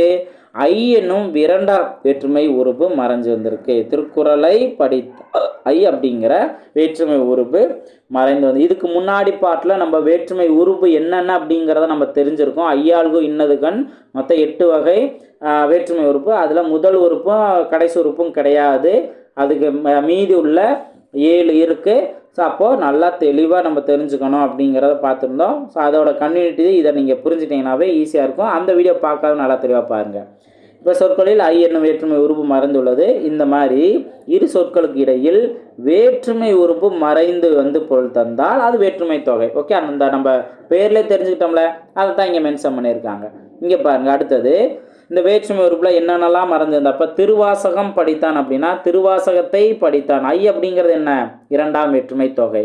அப்போ 2ஆம் வேற்றுமை உறுப்பு மறைஞ்சு வந்திருக்கு. அடுத்து தலை வணங்கு, தலையால் வணங்கு. ஆள் அப்படிங்கிறது 3ஆம் வேற்றுமை உறுப்பு. அப்போ இதுதானே மறைஞ்சு வந்திருக்கு, 3ஆம் வேற்றுமை உறுப்பு மறைஞ்சு வந்ததுனால 3ஆம் வேற்றுமை தொகை. நெக்ஸ்ட்டு சிதம்பரம் சென்றான். அப்போ சிதம்பரத்திற்கு சென்றான். கு அப்படிங்கிறது 4ஆம் வேற்றுமை உறுப்பு, அது மறைஞ்சு வந்ததுனால 4ஆம் வேற்றுமை தொகை. மலை வீழ் அருவி. ஸோ மலையின் வீழ் அருவி அப்படிங்கிறது இருக்கும், இது 5ஆம் வேற்றுமை தொகை. அடுத்து கம்பர் பாடல், கம்பரது பாடல் அப்படின்னு வரணும், இது 6ஆம் வேற்றுமை தொகை. ஓகேவா? அடுத்தது மலை குகை, மலையின் கண் குகை, மலைக்கண் குகை அப்படின்னு வரும், இது 7ஆம் வேற்றுமை தொகை. இந்த மாதிரி எத்தனாவது வேற்றுமை உறுப்பு மறைஞ்சு வந்திருக்கோ அதுக்கு ஏற்றாப்படி அது ஸ்பெசிஃபிக்காக அதோட பேர் இருக்கும். ஆனால் காமனாக என்ன சொல்லலாம், இந்த வேற்றுமை உறுப்பு ஐயாள்கு இன்னது கண் இது மறைஞ்சு வந்திருந்தாவே அது காமனாக நம்ம என்ன சொல்லலாம், வேற்றுமை தொகை. ஒரு குறிப்பிட்ட இப்போ திருவாசகம் படித்தான், இது வந்துட்டு என்ன தொகை அப்படிங்கிறது எழுதுக அப்படின்னு கேட்பாங்கன்னா ஆப்ஷனில் வேற்றுமை தொகையா, உண்மை தொகையா, பண்பு தொகையா, வினைத்தொகையா, இந்த மாதிரிலாம் இருக்கும். அப்போ நம்ம வேற்றுமை தொகை அப்படிங்கிறதுலாம் அதில் ஸ்பெசிஃபிக்காக வந்துட்டு இதில் என்ன வேற்றுமை தொகை மறைஞ்சிருக்கு, என்ன வேற்றுமை உறுப்பு மறைஞ்சிருக்க பொறுத்து 2ஆம் வேற்றுமையா, 3ஆம் வேற்றுமையா, 4ஆம் வேற்றுமையா அப்படிங்கிறத நோட் பண்ணணும். ஸோ அப்போ இந்த மாதிரி எக்ஸாம்பிளையும் நல்லா தெளிவாக நம்ம புரிஞ்சுக்கணும். ஓகேங்களா? ஸோ இது புரிஞ்சா அடுத்து நெக்ஸ்ட்டு பாருங்கள், உருபும் பயனும் உடன் தொக்க தொகை. இதுலையும் நீங்கள் அழகாக இந்த மீனிங் தெரிஞ்சுக்கலாம். அதாவது உருபு, இப்போ நம்ம வந்துட்டு இந்த வேற்றுமை சொல்கிறோம்ல, அப்போ வேற்றுமை உருபு ஓகேங்களா, ஐயாள்கு இன்னது கண் அப்படிங்கிறது மறைஞ்சிருக்கும். அப்போ அந்த உறுப்பும் மறைஞ்சிருக்கலாம், அதோடு சேர்த்து இன்னொன்று அது அந்த பொருள் தரக்கூடிய அந்த பயனும் வந்து மறைஞ்சிருக்கலாம். தொக்க, அப்போ தொக்கி அப்படின்னா என்ன, தொகை அப்படின்னா என்ன, மறைந்து அப்படின்னு தானே.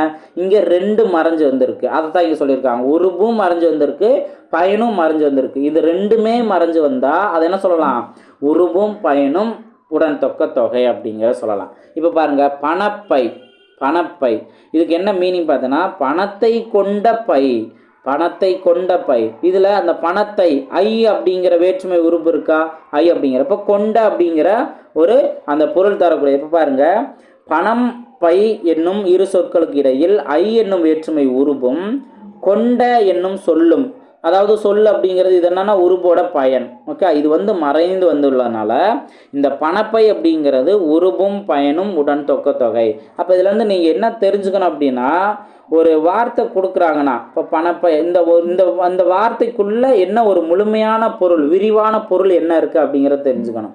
இப்போ பணப்பை அப்படிங்கிறது பணத்தை கொண்ட பை அப்படிங்கிறத நம்ம தெரிஞ்சுக்கிறோம். புரிஞ்சுங்களா? ஸோ இந்த மாதிரி தான் நம்ம ஒன் பை ஒன்னாக நீங்கள் அதை ரீட் பண்ண தான் உங்களுக்கு நல்லா தெளிவாக புரியும். அது சம்மந்தமான ஏதாவது ஒரு வேர்டு நம்மளுக்கு ஞாபகம் வர ஈஸியாக இந்த கான்செப்டை நம்ம புரிஞ்சுக்க முடியும். இலக்கணம் சம்மந்தமாக எப்படி கொஸ்டின் கேட்டாலும் ஈஸியாக ஆன்சர் கண்டுபிடிச்ச முடியும். இப்போ பாருங்கள், இப்போ நம்ம டிஸ்கஸ் பண்ணதான் ஒரு தொடரில் வேற்றுமை உருபும் அதன் பொருளை விளக்கும் சொல்லும், அதான் வந்துட்டு அந்த பயன் சொல்லுவாங்க. ஓகே, அதான் கொடுத்துருக்காங்களா, மறைந்து வருவது தொகை அப்படின்னாவே மறைந்து வருவது உருபும் பயனும் உடன் தொக்க தொகை எனப்படும். புரிஞ்சுங்களா? ஸோ ரொம்ப ஈஸியாகவே அதை நம்ம தெரிஞ்சுக்கலாம். இப்போ பாருங்க, பால் குடம் அப்படிங்கிறது பாலை கொண்ட குடம். நல்லா இந்த வார்த்தைலாம் நல்லா புரிஞ்சுக்கோங்க. அப்போ இதில் வந்து ஐ அப்படிங்கிறது என்ன, இரண்டாம் வேற்றுமை உருபு, அதுவும் மறைஞ்சிருக்கு. கொண்ட அப்படிங்கிறது மோஸ்ட்லி வந்து இந்த கொண்ட அப்படிங்கிறது இருக்கும். ஓகேவா? பாலை கொண்ட குடம், இந்த இது வந்து பயன். அப்போ உருவும் பயனும் உடன் தொக்க தொகை. ஏதாவது இரண்டாவது வேற்றுமை உருவும் பயனும் உடன் தொக்க தொகை. அதே இது பொற்சிலை, பொன்னால் ஆகிய சிலை. இப்போ பொன்னால் ஆள் அப்படிங்கிறது என்ன, மூன்றாம் வேற்றுமை உருபு. அப்போ மூன்றாம் வேற்றுமை உருபும் மறைஞ்சிருக்கு, ஆகிய என்னும் அந்த பயனும் மறைஞ்சிருக்கு. அப்போது மூன்றாம் வேற்றுமை உருபும் பயனும் உடன் தொக்க தொகை. அடுத்தது நான்காம் வேற்றுமை உருபும் பயனும் உடன் தொக்க தொகை. எடுத்துக்காட்டு என்ன, மாட்டு கொட்டகை, மாட்டுக்கு கட்டப்பட்ட கொட்டகை. மாட்டுக்கு கு அப்படிங்கிறது நான்காம் வேற்றுமை உருபு, அதுவும் மறைஞ்சிருக்கு. கட்டப்பட்ட அப்படிங்கிற அந்த பயனும் மறைஞ்சிருக்கு. அப்போ இது நான்காம் வேற்றுமை உருபும் பயனும் உடன் தொக்க தொகை. புரிஞ்சுங்களா? ரைட். ஸோ அப்போ இதில் அந்த வகை என்ன அப்படிங்கிற நம்ம தெரிஞ்சுக்கிட்டோம். வேற்றுமை தொகை அப்படின்னா வேற்றுமை உருபு மறைஞ்சு வர்றது, அதில் வேற்றுமை உருபோடு சேர்த்து பயனும் மறைஞ்சு வந்துச்சு அப்படின்னா உருபும் பயனும் உடன் தொக்க தொகை. புரிஞ்சுங்களா? ரைட். அடுத்தது வினைத்தொகை. இந்த ஹெட்டிங்லேயே நம்ம என்ன புரிஞ்சுக்கணும், ஒரு வினை பொருள் வந்து மறைஞ்சு வந்திருக்கு அப்படிங்கிறது. இப்போது ஆடு கொடி வளர் தமிழ், இந்த தொடரில் வந்து பார்த்தீங்கன்னா ஆடு வளர் அப்படிங்கிறது ஒரு வினை பகுதிகள். ஆடு அப்படிங்கிறதும் ஒரு வினைப்பொருள், அதே வினைப்பகுதி. அதே போல் வளர் அப்படிங்கிறதும் வினைப்பகுதி. இவற்றை முறையே கொடி தமிழ் என்னும் பெயர் சொற்களோடு சேர்ந்து காலம் காட்டாத பெயரெச்சங்களாக உள்ளன. இப்போ ஆக்சுவலாக வந்து அந்த ஆடும் வளருங்கிறது எந்த சொல்லோட சேர்ந்துருக்கு, கொடி தமிழ் அப்படிங்கிற பெயர் சொல்லோட சேர்ந்துருக்கு.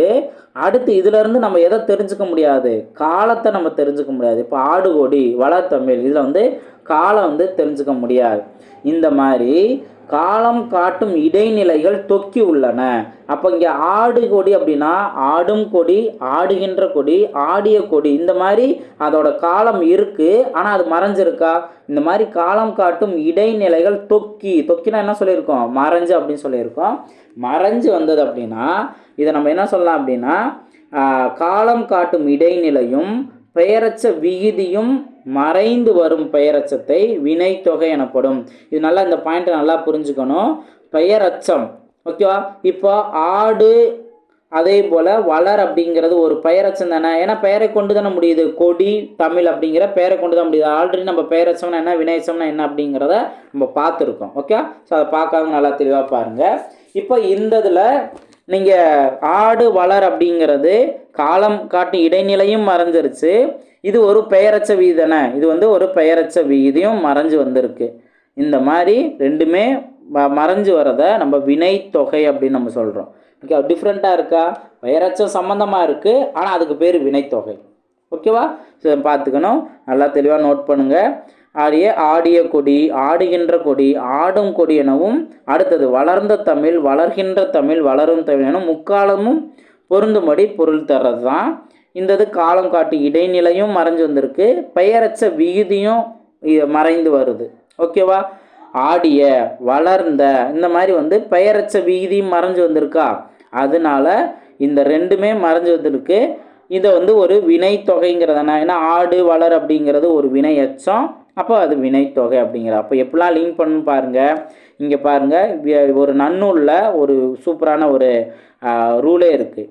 காலம் கறந்த பெயரச்சம் வினைத்தொகை. ரொம்ப சிம்பிளாக, அப்போ காலமும் மறைஞ்சு வந்திருக்கு, அதோட பெயரச்சமும் இருக்குது, இதுக்கு பேர் தான் வினைத்தொகை. ஓகேவா? நல்லா தெளிவாக புரிஞ்சுக்கணும். ஓகேவா. நெக்ஸ்ட் பண்பு தொகை. இப்போ இதில் நம்மளுக்கு தெளிவாக தெரியும் பண்பு அப்படின்னாவே என்னென்ன அப்படிங்கிறது.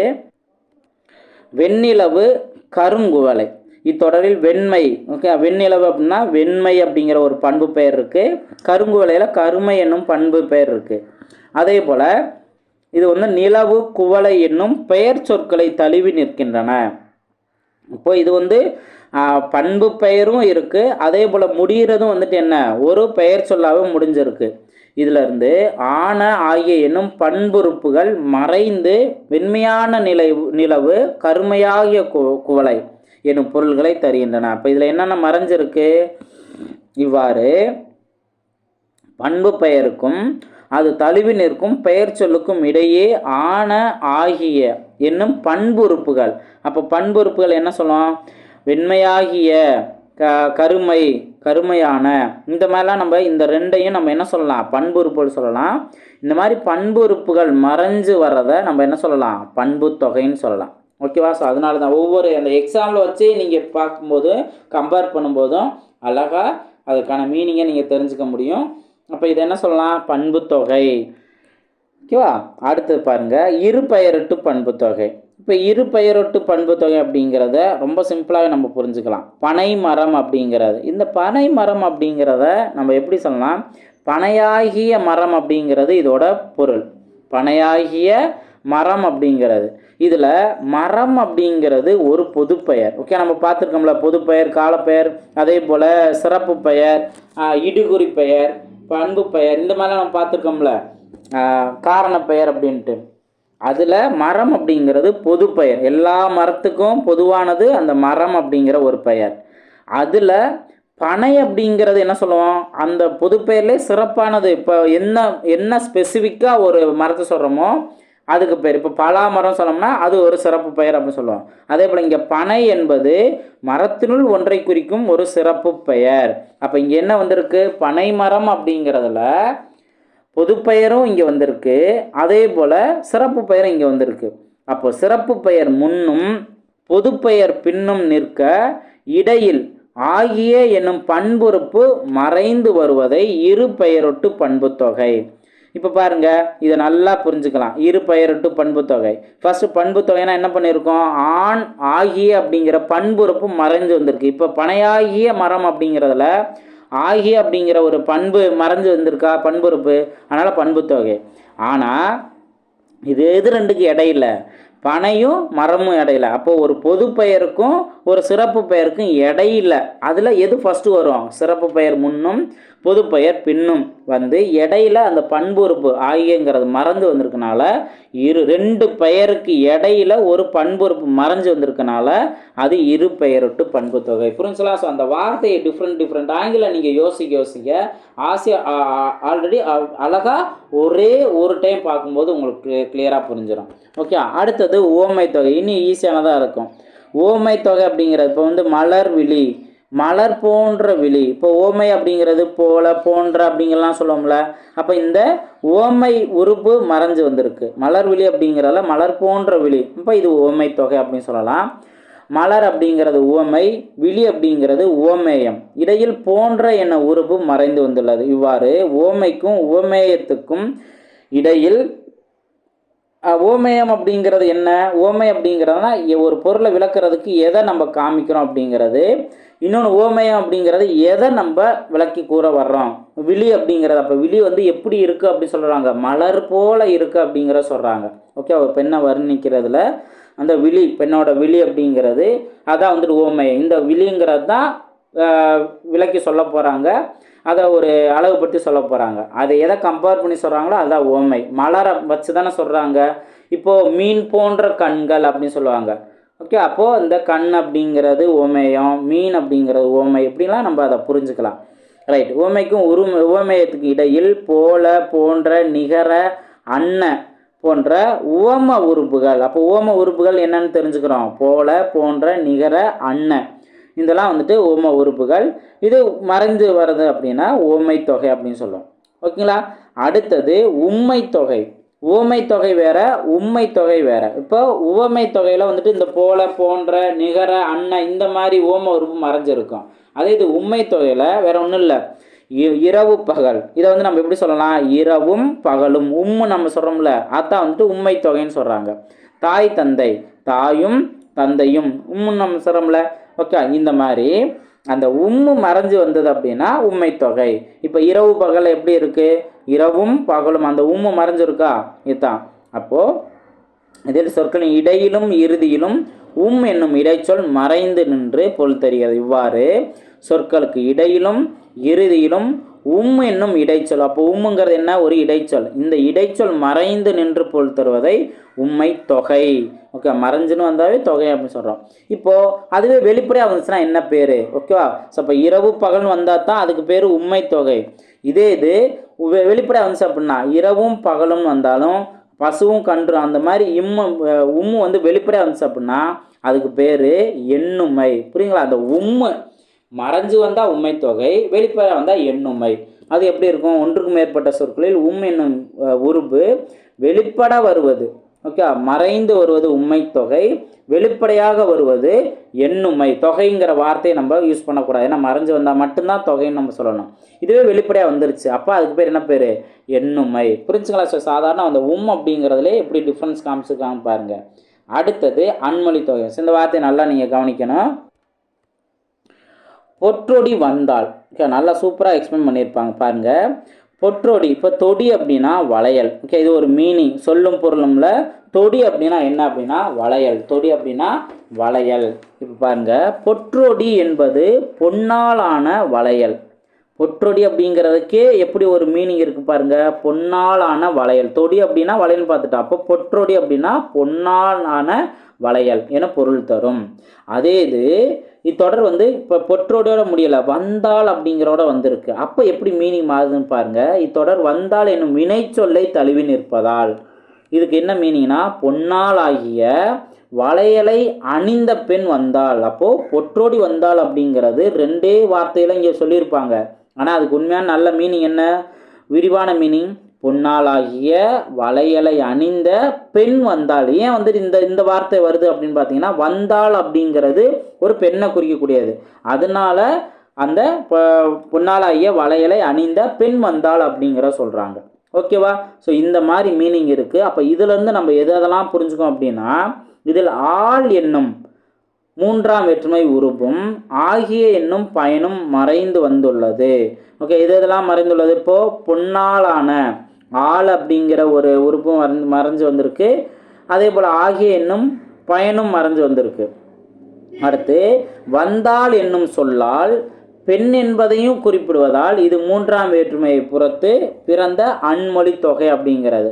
அதாவது இங்கே லாஸ்டா கவனிங்க, இதெல்லாம் மறைஞ்சு வந்திருக்குன்னு சொல்கிறோமா? இப்போ வேற்றுமை உறுப்பு மறைஞ்சு வந்திருக்கு ஆள் அப்படிங்கிறது. அதே போல் பயனும் மறைஞ்சு வந்திருக்கு. அப்போ நம்ம இதை ஏங்க சார் நம்ம இதோட சொல்லி முடிக்கலாம்ல, உடனும் உருபும் பயனும் உடன் தொக்க தொகை இதோட நம்ம சொல்லி முடிக்கலாம் சார் அப்படின்னு நீங்கள் கேட்டீங்கன்னா, அடுத்து வேறவும் மறைஞ்சு வந்திருக்கு. என்னென்ன? இதோட பண்பு, உவமை, உண்மை இதெல்லாம் தவிர்த்து தொடர்கள் அவை அல்லாத வேறு பிற சொற்களும் மறைந்து வருவது அன்மொழி தொகை. அப்படின்னா வேற. ஓகே, ஸோ இப்போ வேற ஒரு மொழியும் வந்துட்டு மறைஞ்சு வந்திருக்கிறத அல்மொழி தொகை. அன்மொழி தொகை எப்படி பிரித்து எழுதலாம்? அல் கூட்டல் மொழி கூட்டல் தொகை. அப்போ இந்த வேற்றுமை உறுப்பு, பண்பு, உவமை, உண்மை இதெல்லாம் மறைஞ்சு வந்திருக்கிறதெல்லாம் நம்ம வேற வேற கேட்டகரியில் முன்னாடியே நம்ம பார்த்துட்டோம். அதோட இதுவும் மறைஞ்சு வந்தது இல்லாமல் வேற ஒரு சொற்கள். இப்போ இங்கே வேற என்னங்க சார் சொற்கள் மறைஞ்சு வந்திருக்குன்னா, அணிந்த பெண் அப்படிங்கிறது, வளையலை அணிந்த பெண் அப்படிங்கிறது இருக்குல்ல, அதுவும் மறைஞ்சு தானே வந்திருக்கு. அப்போது இதெல்லாம் மறைஞ்சு வந்திருக்கனால அன்மொழி தொகை அப்படின்னு சொல்கிறேன். புரிஞ்சுங்களா? ஸோ நல்லா இதை நீங்கள் கிளியராக புரிஞ்சுக்கலாம். ஓகேவா? ரைட். அடுத்து இப்போ இது வரைக்கும் நம்ம பார்த்தது தொகை நிலைத்தொடர். தொகை நிலைத்தொடர் எத்தனை வகைப்படும்? 6 வகைப்படுங்கிற நம்ம பார்த்துருந்தோம். அது வேற்றுமை தொகை, அன்மொழி தொகை, அதே போல் உண்மை தொகை, ஓமை தொகை, அடுத்து பண்பு தொகை, வினை தொகை, இந்த மாதிரிலாம் நம்ம பார்த்துருந்தோம். இப்போ தொகா நிலைத்தொடர். அது என்ன தொகா நிலை? இப்போ தொகை அப்படின்னா மறைந்து அப்படின்னு நம்ம பார்த்தோம்ல, அதுக்கு ஆப்போசிட்டு தான் தொகா. அப்போ வெளிப்படையாக வருவது தான் வெளிப்படையாக வருவது தான் இந்த தொகாநிலை தொடர். ஓகேவா? ரைட். இப்போ ஒரு தொடரில் இரு சொற்கள் வந்து அவற்றின் இடையில் எச்சொல்லும் எவ்வுருவும் மறையாமல் நின்று பொருள் உணர்த்தினால் அதனை தொகாநிலை தொடர் என்பர். ரொம்ப ஈஸி தான். இது வந்து 9 வகைப்படும் அப்படின்னு மென்ஷன் பண்ணியிருக்காங்க. சார் ரொம்ப பெருசாக போகுமா அப்படின்னு கேட்டீங்கன்னா ரொம்ப சிம்பிளானதான். அந்த பேர்களை நீங்கள் தெளிவாக தெரிஞ்சுக்கலாம். இப்போ தொகாநிலை 9 வகைப்படும். என்ன? எழுவாய் தொடர். அப்போ இப்போ பாருங்களேன், தொகை அப்படிங்கிற வார்த்தை யூஸ் பண்ணாமல் தொடருங்கிறத வச்சுருப்பாங்க. அப்போ இது என்ன அர்த்தம்? எழுவாய் வந்து வெளிப்படையாக வந்திருக்கும். அதே போல் விழித்தொடர், ரெண்டாவது விழித்தொடர்னா விழித்தொடர், அந்த விழி வார்த்தை வந்துட்டு வெளிப்படையாக வந்திருக்கும். அடுத்து வினைமுற்று தொடர், பெயரச்ச தொடர், பெயரச்சமும் வெளிப்படையாக தெரிஞ்சிருக்கும், வினையச்சமும் வெளிப்படையாக தெரிஞ்சிருக்கும், வேற்றுமை தொகையும் வெளிப்படையாக தெரிஞ்சிருக்கும், இடைச்சொல்லும் வெளிப்படையாக தெரிஞ்சிருக்கும், உரிச்சொல், அடுக்கு தொடர், இதெல்லாம் வந்துட்டு தொகாநிலை தொடரோட வகைகள். ரொம்ப ஈஸியாகவே தெரிஞ்சுக்கலாம். அழகாக அதோட எக்ஸாம்பிள் மூலயமாவே ஃபாஸ்ட்டாக தெரிஞ்சுக்கலாம். இப்போ எழுவாய் அப்படிங்கிறத பாருங்கள். மல்லிகை மலர்ந்தது. இல்லை எழுவாய்ங்கிறது பெயர் சொல் சொல்லுவாங்களா? எது பெயர் சொல்? மல்லிகைங்கிறது. இந்த வார்த்தையில் வெளிப்படையாகவே எழுவாய் எது அப்படிங்கிற தெளிவாக தெரியுதுல. அப்போ எழுவாய் தொடர்ந்து மலர்ந்தது என்னும் பயனிலை அமைந்து இடையில எந்த சொல்லுமே மறையாமல், இப்போ இதுதான் வந்து உங்களுக்கு முக்கியமான பாயிண்ட்டாக அடுத்தடுத்து எல்லா இடத்துலையும் கொடுப்பாங்க. எந்த சொல்லும் மறையாமல் வந்துள்ளதால் இது எழுவாய் தொடர். ஓகேவா? நெக்ஸ்ட் பாருங்க, விழித்தொடர். இப்போ விழித்தொடர்னா என்ன? இப்போ நண்பன், இந்த மாதிரி சொல்றத, நண்பர் அப்படின்னு சொல்றத நண்பான் அப்படின்னு சொல்லியிருக்காங்க. அப்போ இதுதான் விழித்தொடர். இப்போ வந்து கடவுள் அப்படின்னு சொல்றத கடவுளே அப்படின்னு சொல்லுவான். அது என்ன அப்படின்னு பார்த்தீங்கன்னா விழித்தொடர் அப்படின்னு சொல்லுவாங்க. அதே போல் இப்போ வேற என்ன சொல்லலாம்? வேற விழித்தொடர் எது வேணால் நம்ம சொல்லலாம். இப்போ முருகன் அப்படிங்கிறத முருகா அப்படின்னு நம்ம சொல்லுவோம். ஓகேவா? ஸோ அப்போ இதெல்லாம் வந்து விழித்தொடர் அப்படிங்கிறத நம்ம சொல்லலாம். ஓகேங்களா? இப்போது இந்த விழிப்பெயருங்கிறது இங்கே வெளிப்படையாக வந்திருக்கு. அதோட படி அப்படிங்கிற ஒரு பயனிலையும் வந்திருக்கு. எந்த சொல்லும் மறையாமல் வந்திருக்கனால இது விழித்தொடர்னு சொல்லலாம். அதே போல் வினைமுற்று, சென்றனர் வீரர், இதில் எது வினைமுற்று? சென்றனர். இது வெளிப்படையாக வந்துருச்சுல, அப்போது இது வினைமுற்று தொடர். அடுத்து பெயரச்ச தொடர், வரைந்த அப்படிங்கிறதான் இதில் பெயரச்சம். ஏன்னா ஓவியங்கிற பெயர் சொல்லோட இது முடியுது.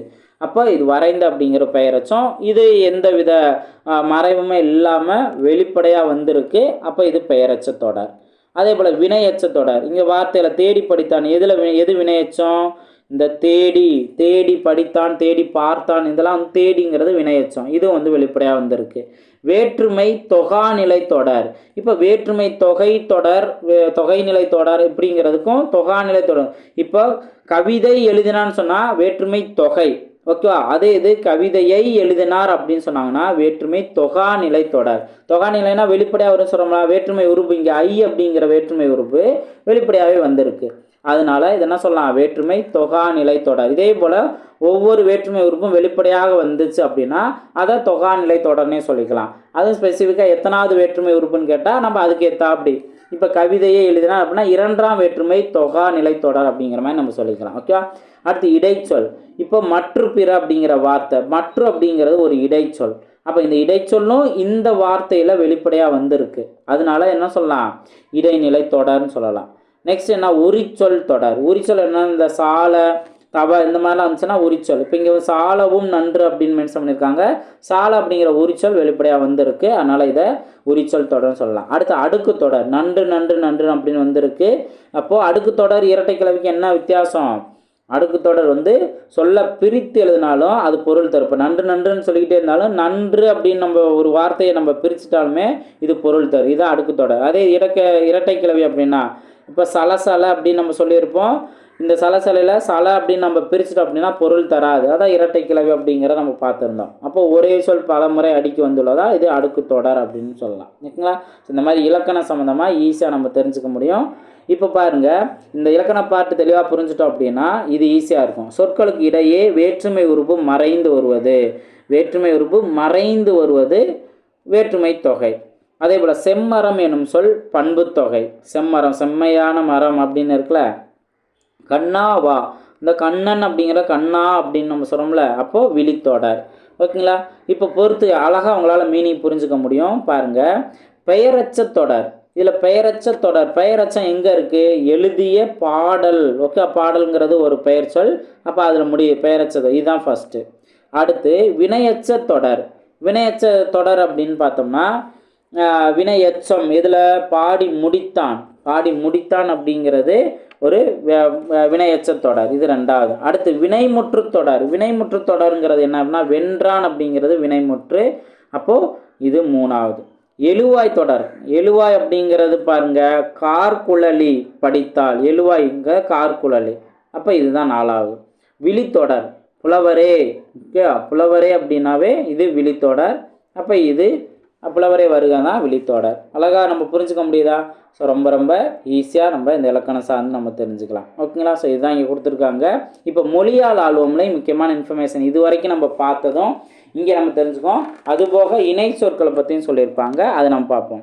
பாருங்கள், இந்த கோடிட்ட இடங்களை நிரப்புக அப்படிங்கிற சொல்லுறுப்புகளை வந்து கரெக்டான ஃபில்லிங் த பிளாங்க்ஸை நோட் பண்ணணும்.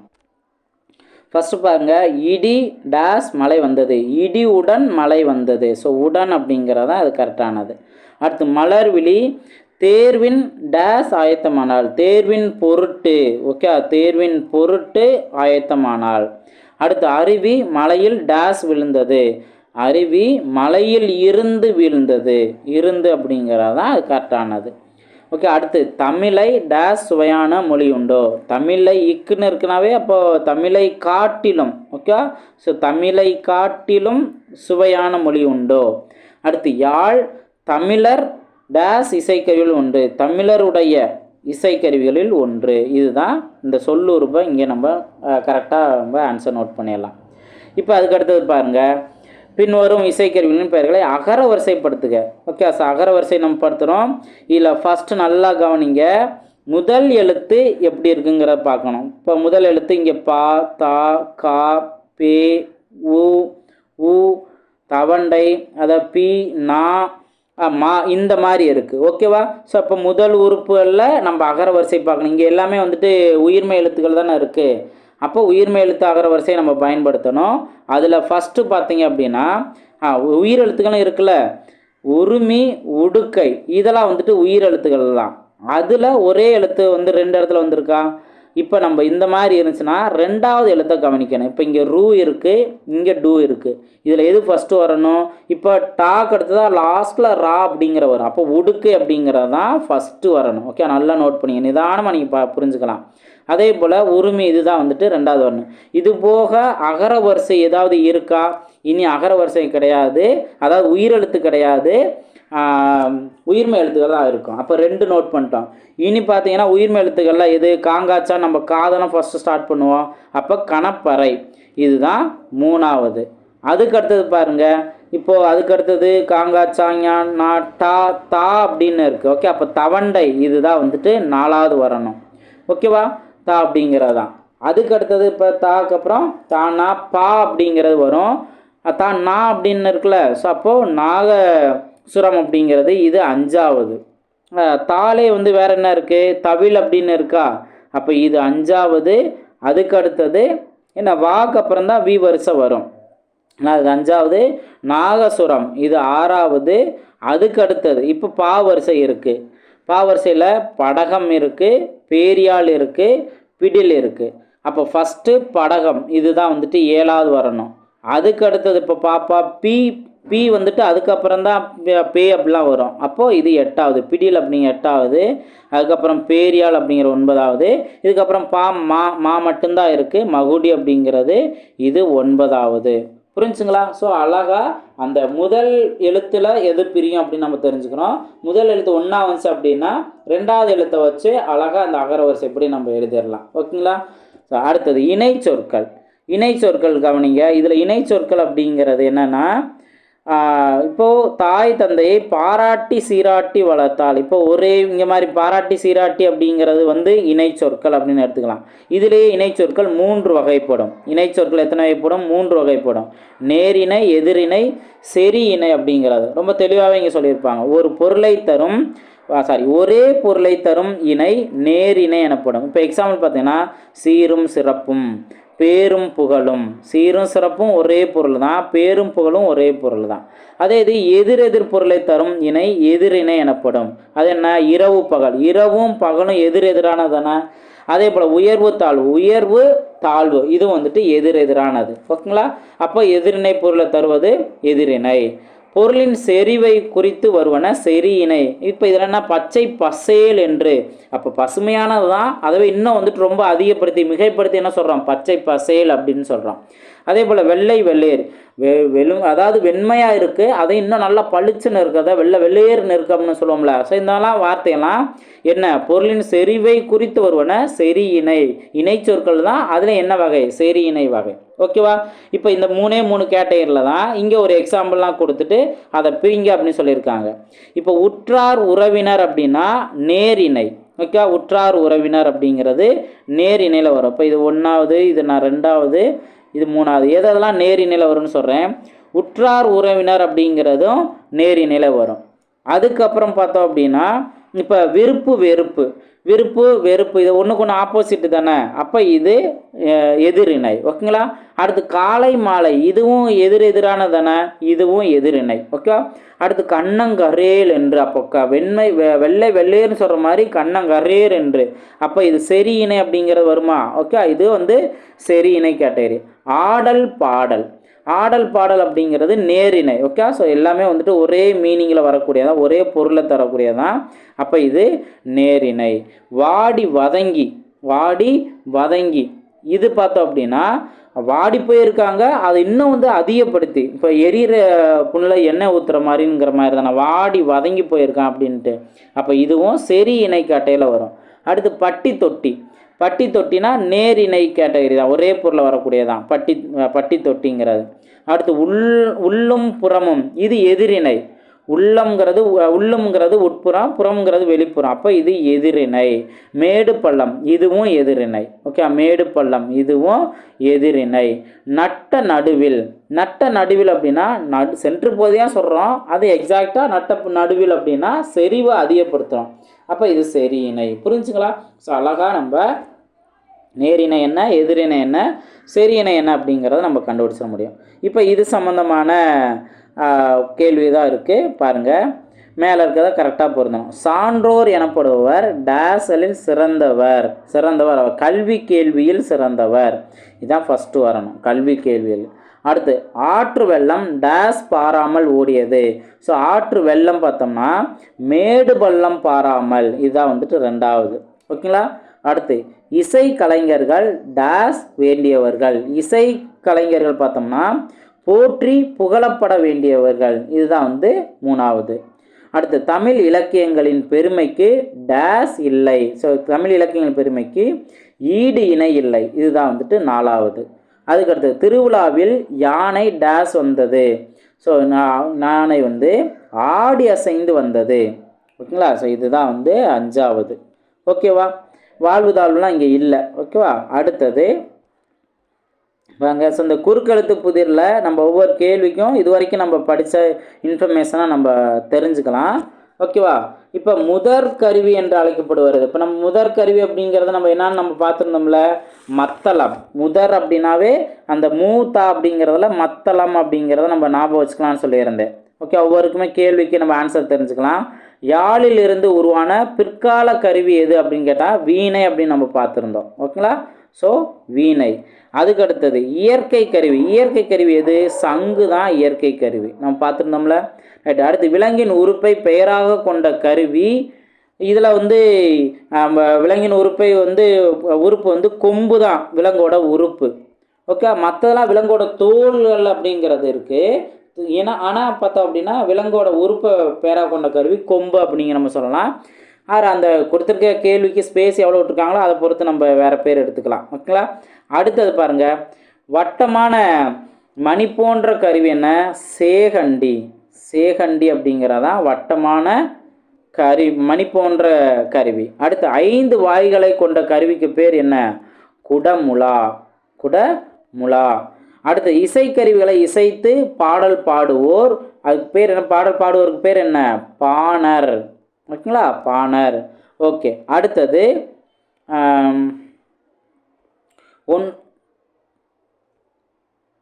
19 நரம்புகளை கொண்ட யாழ் எது, 19 அப்படின்னு நம்ம பார்த்தோம்னா இதுக்கு பேர் மகரயாழ். ஓகே. ஸோ மகரயாழ் தான் 19 கருவிகள் கொண்டது. அதுக்கடுத்து இப்போ 21 பேரியாழ் அப்படின்னு நம்ம பார்த்துருந்தோம். அதே போல் 14 நரம்புகள் கொண்டது என்ன? ஸோ அது பேர் என்ன பண்ணால் இப்போதைக்கு ஞாபகம் வர மாட்டுது.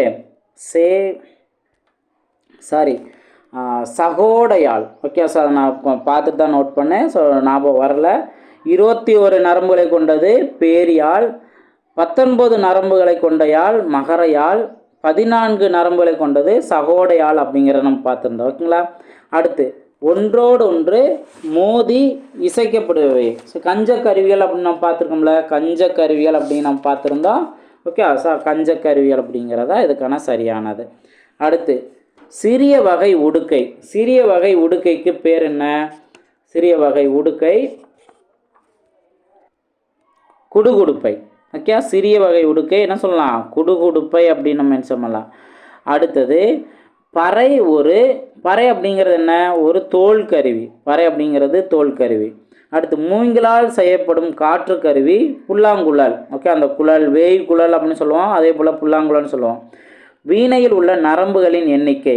வீணையில் மொத்தம் 7 நரம்புகள் இருக்குது. அடுத்து திருமணத்தின் போது கொட்டும் முரசு மணமுரசு. ஓகே, மணமுரசு. அவ்வளோதான், இது நம்ம தெரிஞ்சுக்கிறது. லாஸ்ட்டாக இந்த ஒரு இயலில் லாஸ்ட் பார்ட்டை நம்ம என்ன தெரிஞ்சுக்கிறோம்? கலை சொற்கள் தெரிஞ்சுக்கிறோம். ஸோ கலை சொற்கள் பாருங்கள். கைவினை பொருட்கள் அப்படின்னா கிராஃப்ட். ஓகே, கிராஃப்ட் அப்படின்னா கைவினை பொருட்கள். ஃப்ளூட் அப்படின்னா புல்லாங்குழல். ஓகே, அது நல்லா தெரியும். அடுத்து முரசு அப்படின்னா ட்ரம்மு. கூடை முடைதல். கூடை முடைதல். பானை வனைதல்னு சொல்லுவோம். ஓகே, பானை பார்த்தோம்னா வனைதல் நம்ம சொல்லணும், மரபு சொல். ஓகே, அதே போல் கூடை நம்ம என்ன சொல்லலாம்? முடைதல் அப்படின்னு சொல்லணும். ஓகே, இதுவும் நம்ம எக்ஸ்ட்ரா இன்ஃபர்மேஷன் தெரிஞ்சுக்கலாம். அதோட இங்கிலீஷ் பேர் என்ன அப்படின்னா பாஸ்கட்ரி. ஓகே, பேஸ்கட் அப்படின்னா அந்த கூடையும் சொல்லுவாங்க, பேஸ்கட்ரி. அடுத்து பின்னுதல் அப்படின்னா நெட்டிங். பின்னுதல் அப்படின்னா நெட்டிங். அடுத்து கொம்பு அப்படின்னா ஹார்ன். ஓகே, கொம்பு அப்படின்னா ஹார்ன். கைவினைஞர் அப்படின்னா ஆர்டிசன். ஓகே, ஆர்டிஸ்ட் அப்படின்னு சொல்லுவோம்ல, ஸோ ஆர்டிசன். இதை கொஞ்சம் நம்ம இப்போ நம்ம சொல்கிற மாதிரி ஆர்டிஸ்ட் அப்படின்னு நம்ம சொல்கிறது அதே ஆப்ஷனில் இருக்கலாம், நம்ம அதை நம்ம யோசித்துக்கிட்டு இருப்போம். ஆனால் கைவினைஞர் அப்படிங்கிறது ஆர்டிசன். நெக்ஸ்ட்டு சடங்கு அப்படிங்கிறது ரைட்டு. சடங்கு அப்படிங்கிறது ரைட்டு. ஓகேவா? ஸோ இதுதான் இந்த இயலில் உள்ள கலை சொற்கள். ஸோ இந்த ஒரு இயல் ரொம்பவே பெருசாக தான் இருந்திருக்கு. நிறையா இன்ஃபர்மேஷன் இலக்கண சம்மந்தமாக நம்ம நிறையா தெரிஞ்சுக்கிட்டோம். அதே போல் இந்த இணை சொற்கள் சம்மந்தமாக நம்ம தெரிஞ்சுக்கிட்டோம். ஸோ நல்லா ப்ராக்டிஸ் பண்ணுங்கள். அடுத்தடுத்த வீடியோவில் மீட் பண்ணலாம். தேங்க்யூ.